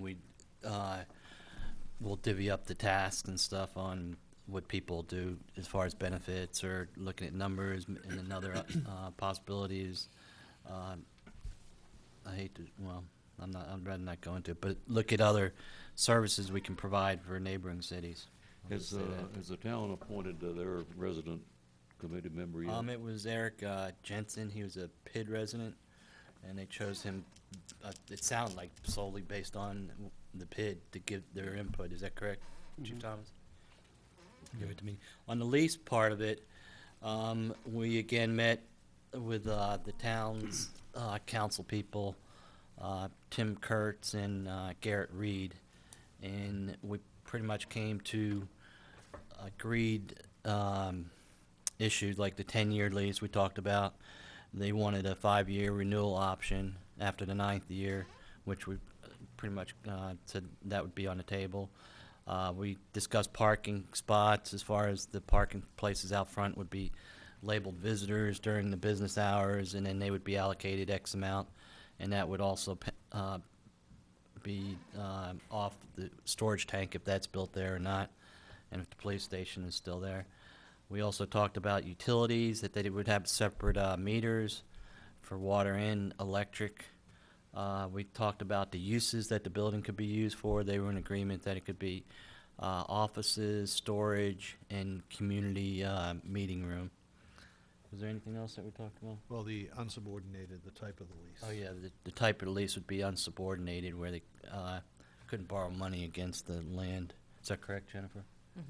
That is what unsubordinated is, yes. I had a question, Kevin. What, since it was general agreement, it seemed to be, what's the next step? Do we have to legally draw up a formal lease agreement? Is that? I think we're going to meet one more time and then, get the attorneys involved as far as making it in a legal format, and make sure that what our terms are doable for both parties as far as legality portion of it. Termination, they talked about, what, 1 to... Yeah, we 1 to 5? we didn't want to tie termination to a specific event, but we were trying to stay within a 1-year window, that if there's a good cause, then after 10 years, not until the 10 years pass because they still have their debt, then you'd have the option with good cause to terminate. It could be on either party, but We didn't want to tie it to if TCQ, says if the sun rose from the southwest at a certain time, and we just said, if we have a need for it, that would be good enough grounds to be, send a notice, and then if they didn't have any more need for it, they would give us a notice on that. I had a question. As I recall from a joint committee meeting, there was not any, I don't know if there was a decision made. Garrett Reed indicated that since we were the ones leasing it, that we should be responsible for the cost of drawing up the agreement. And then we talked about, okay, but there will be an annual fee of some sort, and we might use that to pay for the agreement. Is my memory correct? Yeah, and they, from what I understood, they agreed to that. We agreed to a net lease. Yeah, whatever costs are involved for us, that would be part of the lease, so it would not cost us anything. And as far as the lease term, we pretty much talked about $1 for a ground lease. But any As minimum. Yeah, any additional costs, we talked about janitorial services and landscape, come to terms on whether we use one or they use their own and we use our own. Let's see, improvements, any additions or additional improvements inside would have to be approved by the MUD board. It sounds like it went extremely well then. Hey, Kevin, even though this is not necessarily tied to that lease, would it make sense as part of the effort to at least have a formal engineer come out and tell us exactly where that third tank would go? Well, didn't we, We authorized that. we at the last authorized meeting. that? Have we, Jennifer, is there any movement on that? No, yes, we are. You all asked Keevan to bring back a proposal to do a water study, and that's a part of that. But unfortunately, because of some other issues that came up as we were trying to work on getting that put together, he was not able to get it ready in time for the meeting tonight. But we will have that on the agenda at our next meeting. And is he going to show us, like, as an example, when you had your presentation, if we had to move it a little bit one way or the other, we could. Is he going to kind of show us that? I'm sure that he will, yes. Yeah, What he'll do is kind of look and come up with, I guess the elevation and, where all it could be, I guess is, I'm mostly thinking in terms of parking spaces. Yeah. If you move it one way or the other, you might create some parking spaces that aren't necessarily there if you slap it in the middle of the thing. The final two items were maintenance. Town would be responsible for all maintenance within their building, and then insurance, the required insurance would be carried on the building and the contents for them at their cost. Any questions of our committee, Dr. Schwartz? What do you two guys think about taking item number 9, which is the one about remodeling the district office building, and reviewing it with your committee, just for purposes of keeping them up to date on what to plan to do with the building? What does that, you lost me on Okay, what that has to do with the annex building. number 9 was, we said, for possible remodeling of district office building. But Is there any chance that remodeling might affect the current offices they have in the old building? I don't think so. no, they're two separate structures, so. I mean, Okay, that's fine. the annex is gonna be, the lease we're talking about specifically is for the annex building. I got you, but Now, it could go further to include the lease of the offices that they need to keep, but currently, the motion by the council and motion we took was just to address the annex building. well, that's fine. If you don't think it's Well, proper place. Jim, But, we can bring it up. We'll just talk to him. I mean, as if you're information. going to remodel the ladies' restroom, we might want to tell the town if we're going to do that. Well, I think we would. Okay. Any further questions? Director Thomas, any questions? Good. No further questions? All right. Okay, Didn't have any more answers, but. right. No questions, no answers either. Okay, all right, item 17, General Manager Monthly Report for January 2015. okay, there's just a couple of things I want to go over with you all, and then if you have questions on the other items. I'm going to skip to item E, and start by saying that in case you didn't see the email today, we did close this morning on the 9.23 million revenue bonds. It's in our bank account, so, well, in our taxable account. So that is all done. And so hallelujah, hurrah. I will be sending TCQ a notice probably tomorrow letting them know we no longer need their extension that we didn't get in time anyway. So we're good there. But I wanted to go over, because this is really the first time the district's ever had revenue bonds. And so there's some bond covenants that you may not be familiar with, because they're not tied to tax-based bonds. They're a little bit different in revenue bonds. So I wanted to kind of go over those with y'all because this too will affect our rate study when we're looking at where the rates need to be. And so I wanted to start by going over that. And then the other item, just to kind of kick ahead here, is I'm going to let Carl update y'all on a sewer force main break that we've been dealing with for a couple of weeks now. So we'll get to that next. But on page 217 of your packet, I included a summary of what I call important revenue bond covenants. And I really struggle with that title because these aren't any more important than all the other bond covenants, but they were kind of like key. They were just things that you may not be used to. So I wanted to kind of pull those out. Important is used very loosely. Important is loose because they're all important, but these are super important, I guess. Okay, first of all, with with revenue bonds, we're required to set up 3 funds, and that is the same as tax bonds. But we have to have a separate construction fund, a separate INS fund, and a reserve fund. The INS fund that we're used to having, we have one right now, and all of our tax bonds we're able to put into that same INS fund, except for now. Now we have to have a second one that's only for revenue debt. So that's an account that was opened through tax pool. The reserve fund. We've never had to have a reserve fund for tax bonds. That's not a bond covenant they require because you're going to tax people.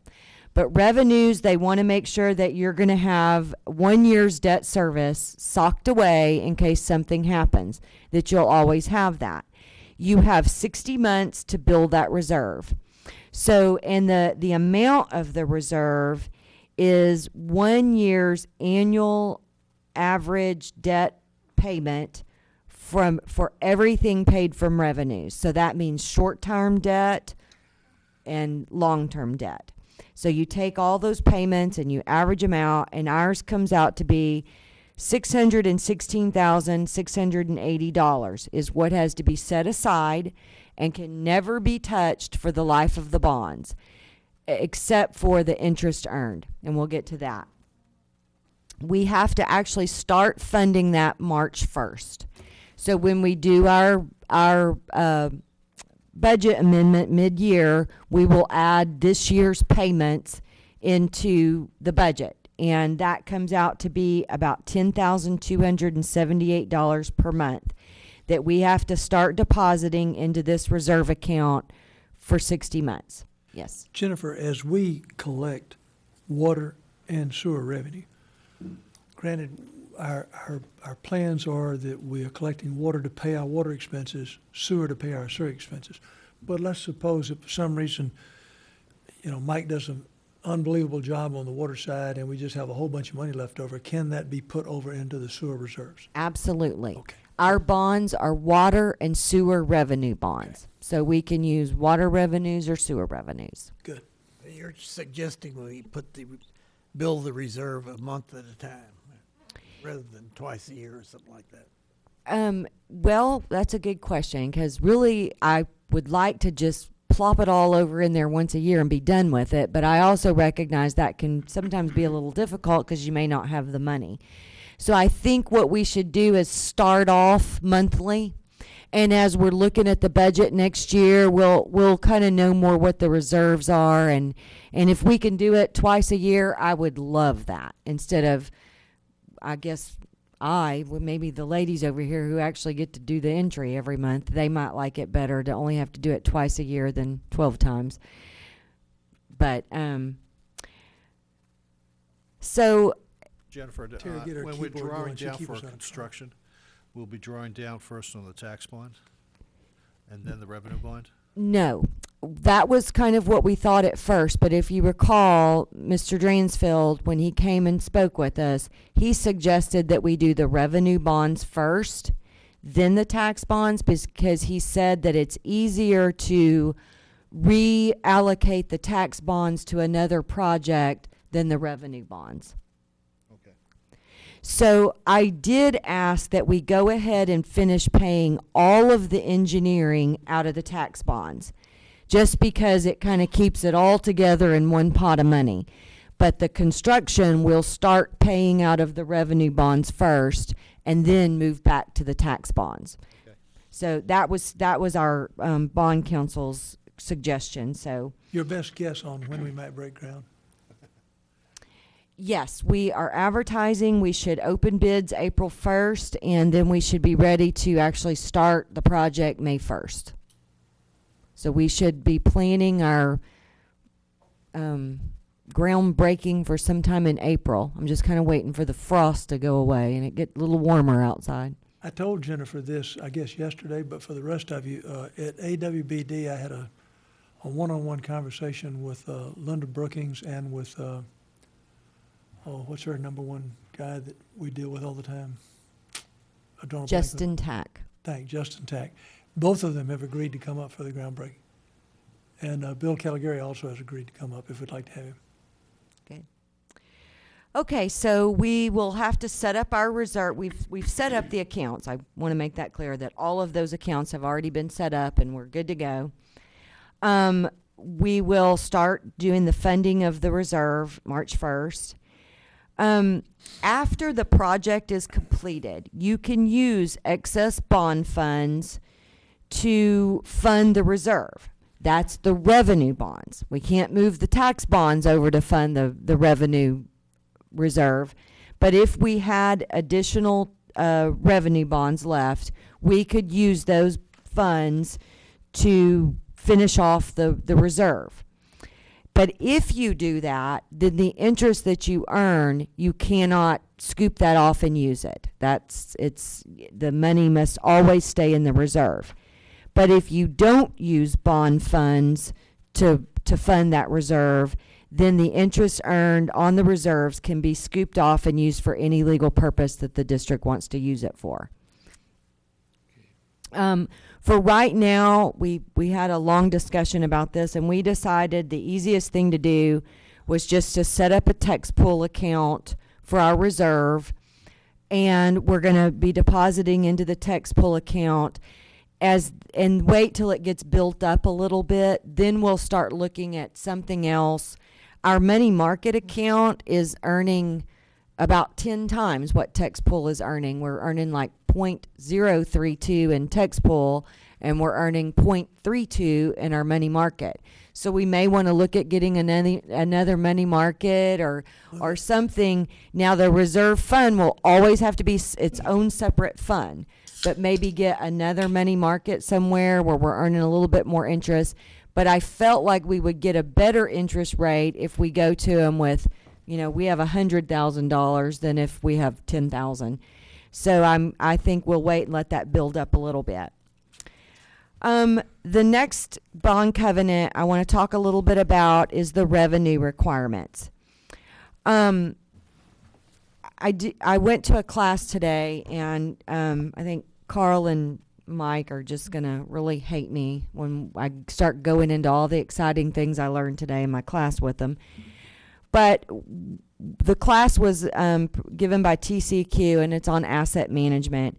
And I guess sometimes I just really simplify things, but they did a big, fancy, long presentation on asset management that to me was, well, you know what? If you just budgeted depreciation, you wouldn't have to do all the stuff they're telling you should do. But we don't budget depreciation, but a lot of places do. And so I'll kind of go into that subject some other day.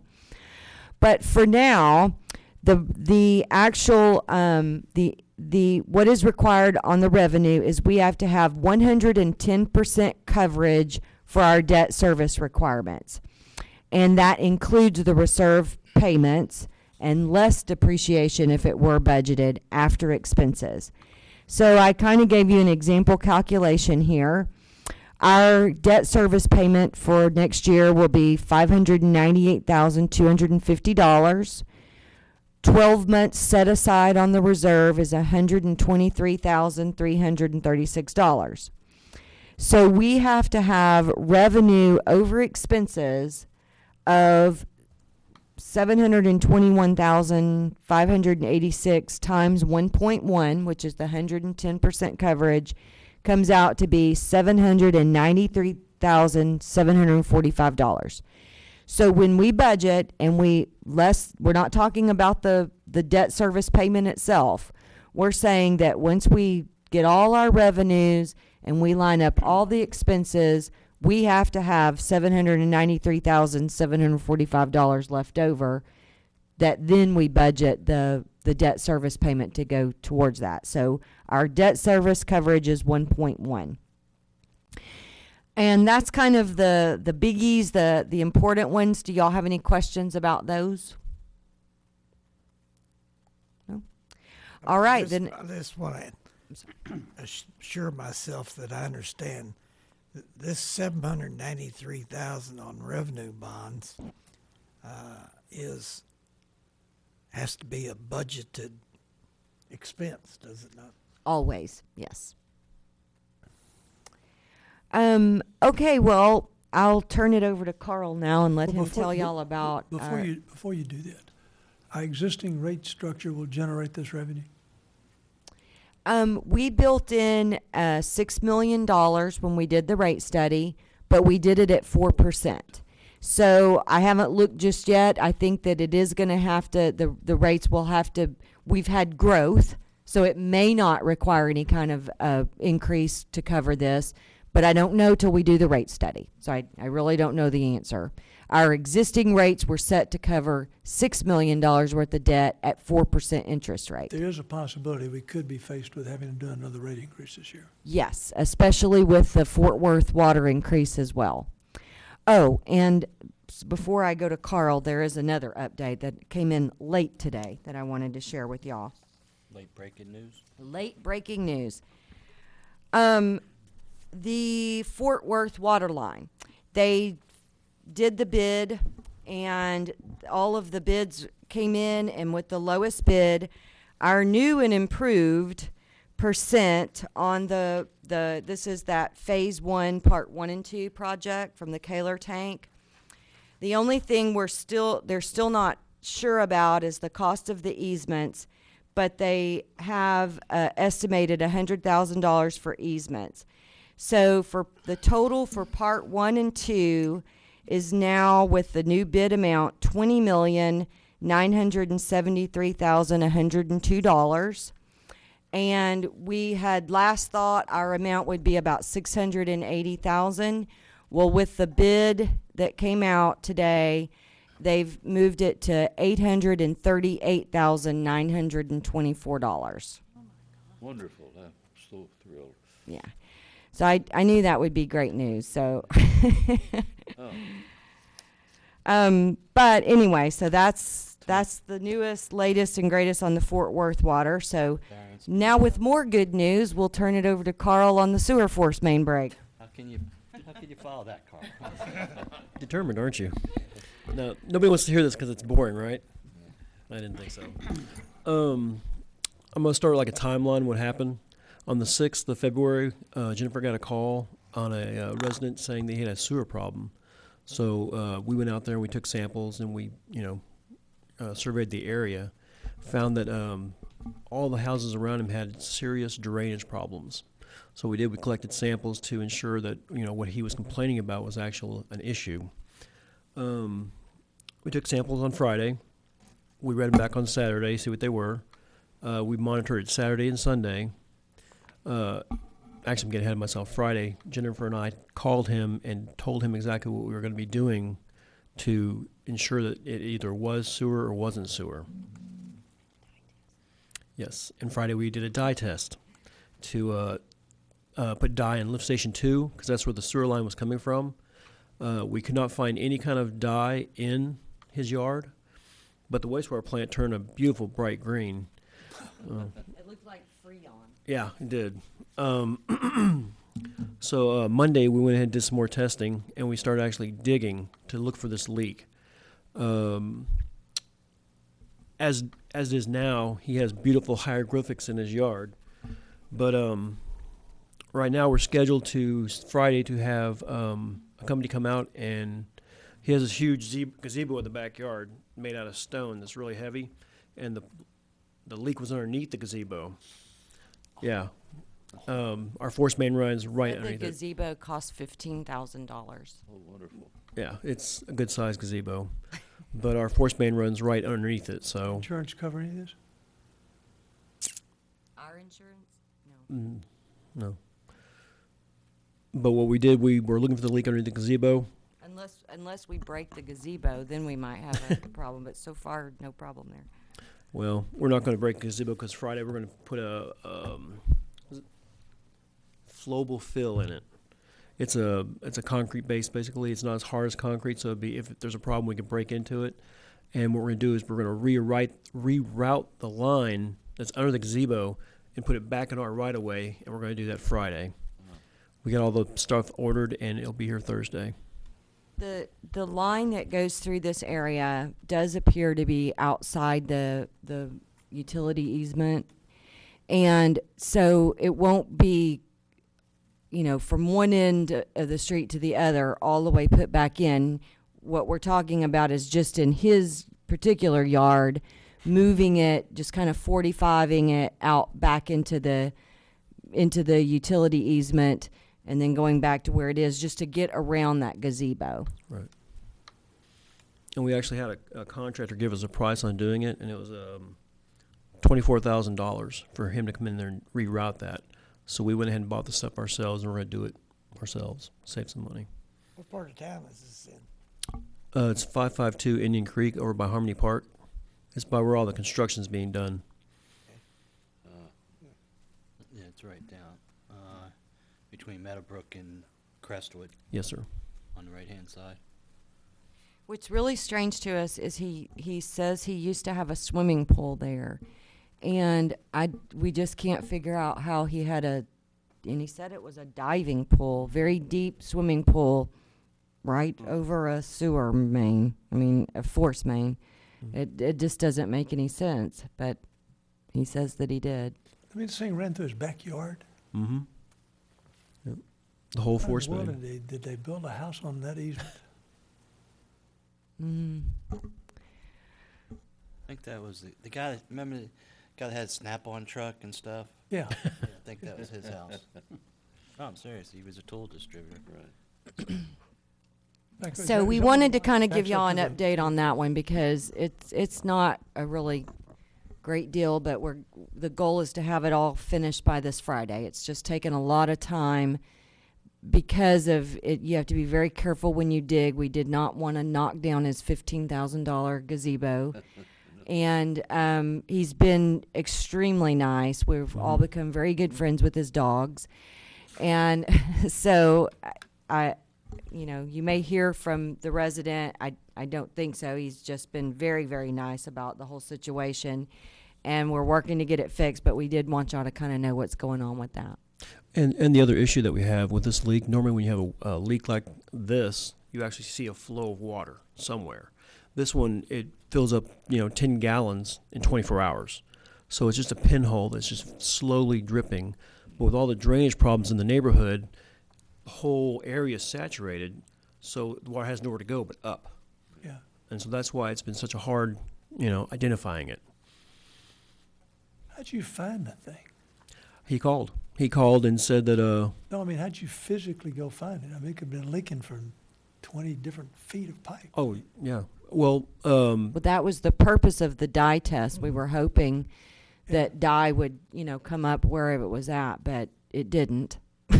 right. So you have to dig down, just find the pipe, and then just trench along until you find it? Yep. Wow. Yeah, it's a long process. But you have a vac truck, probably You know can't where get the it Adams back. used to You live? can't get the vac truck back House there. next The door. only thing they could get back there was the little Not too far from, tiny digger Walter. machine. No, it's right by you. You go off Meadowbrook, turn left, and it's the second house on the right. Oh.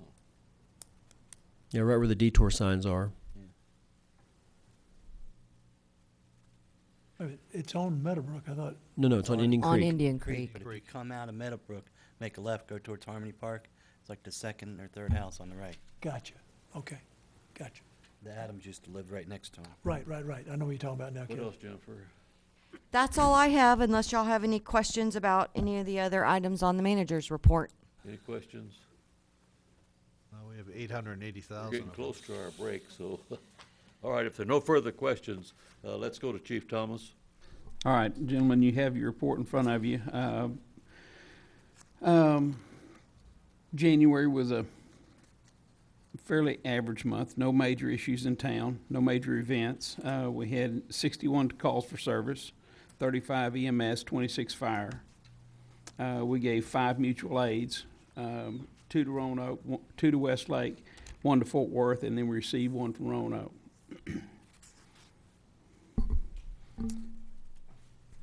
We started our CFA class last Thursday with 7 citizens in the class, which is a pretty good number. It goes for 10 weeks, so this week will be week number 2. I did lose an employee last week.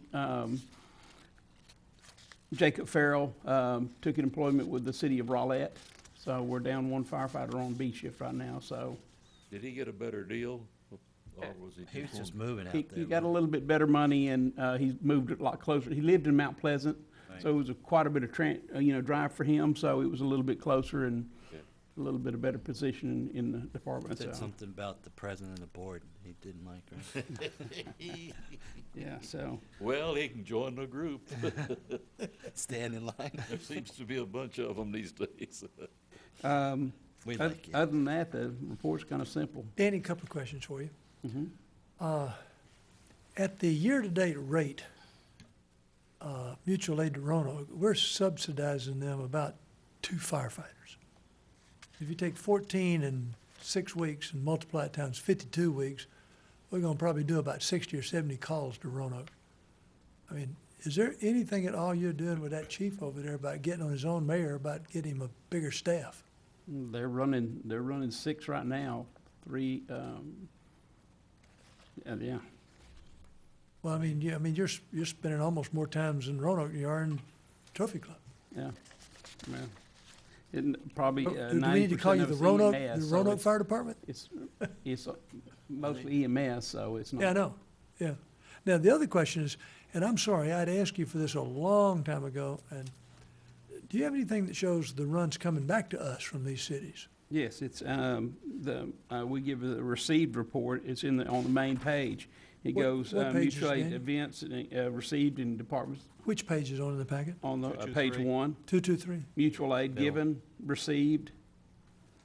223, Jim. Okay. Middle line breaks it down. Something I requested a while back, wasn't it, Danny? Danny, I mentioned this to Jennifer, and she may have mentioned it to you.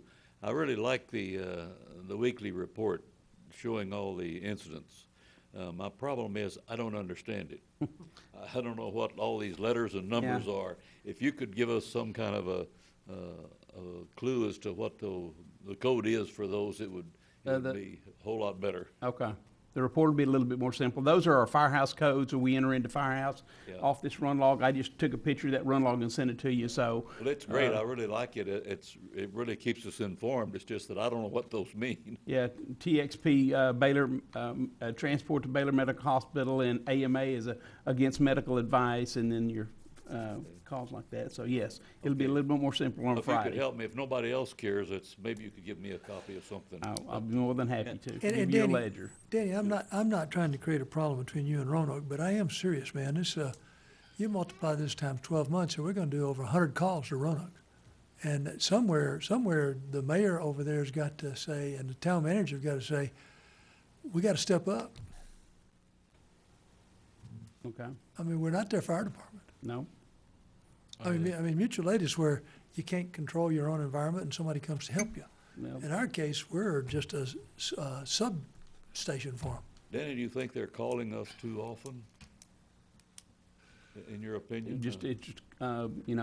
Their service level and our service level, they only run so many runs, and if they're between hospitals or another call or whatever, they call for mutual aid, whether it's us or Westlake, Keller or Southlake, just like us. We can't, You know, we can't handle a major call all by ourselves. We have to call for mutual aid from No, Roanoke. now, don't misunderstand me. I mean, I realize it's a little bit bigger town we are, but you go look at your return calls, 1 from Roanoke. And yet we sent 14 over there.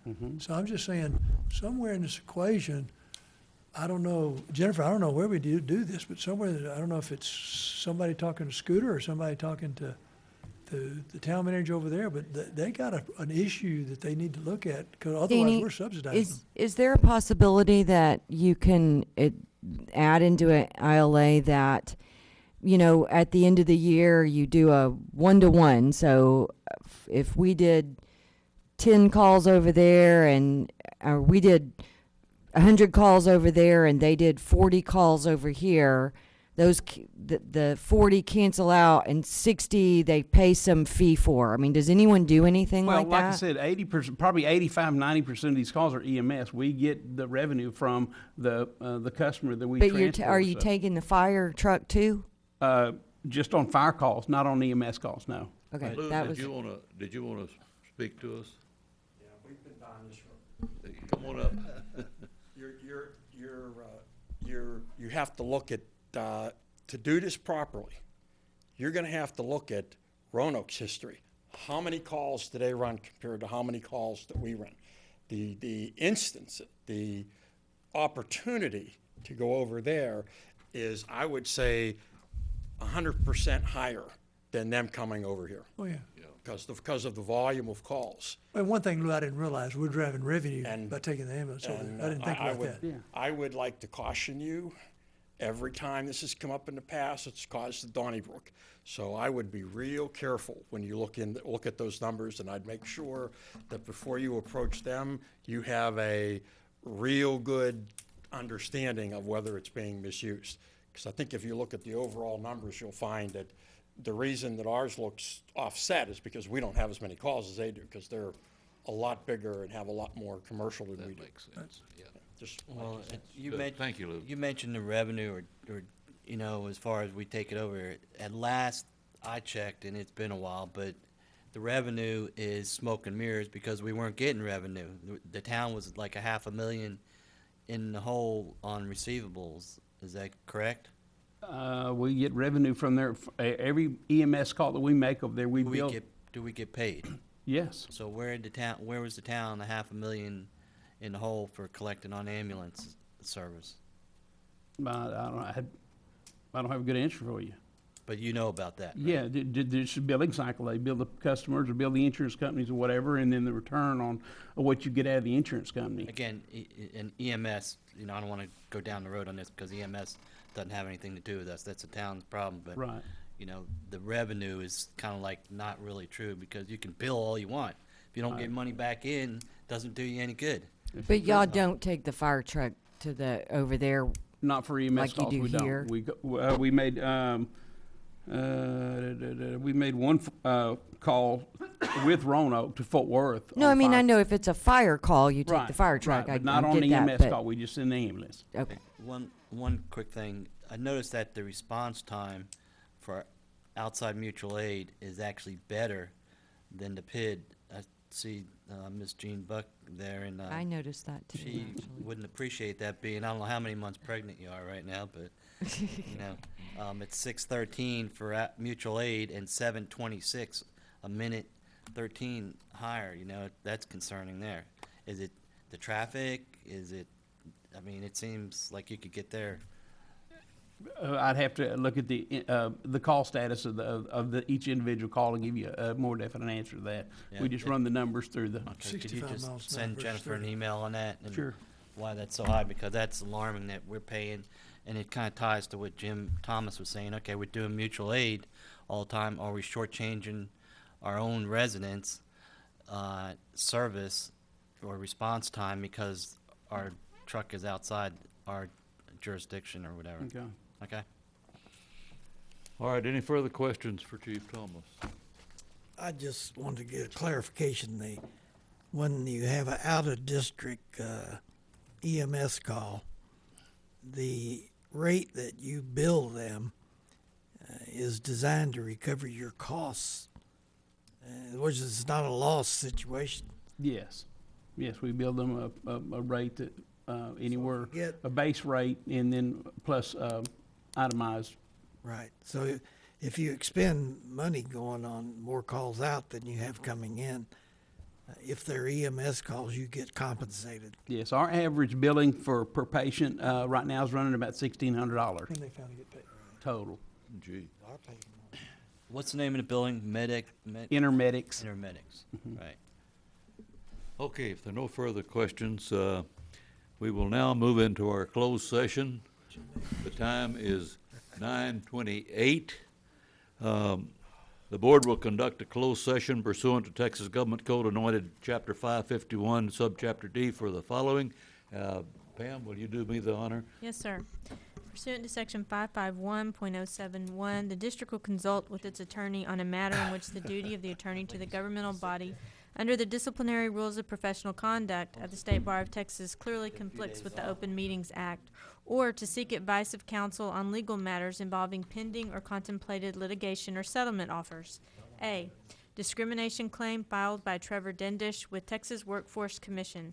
B, construction easement sewer relocation at lift station number 2.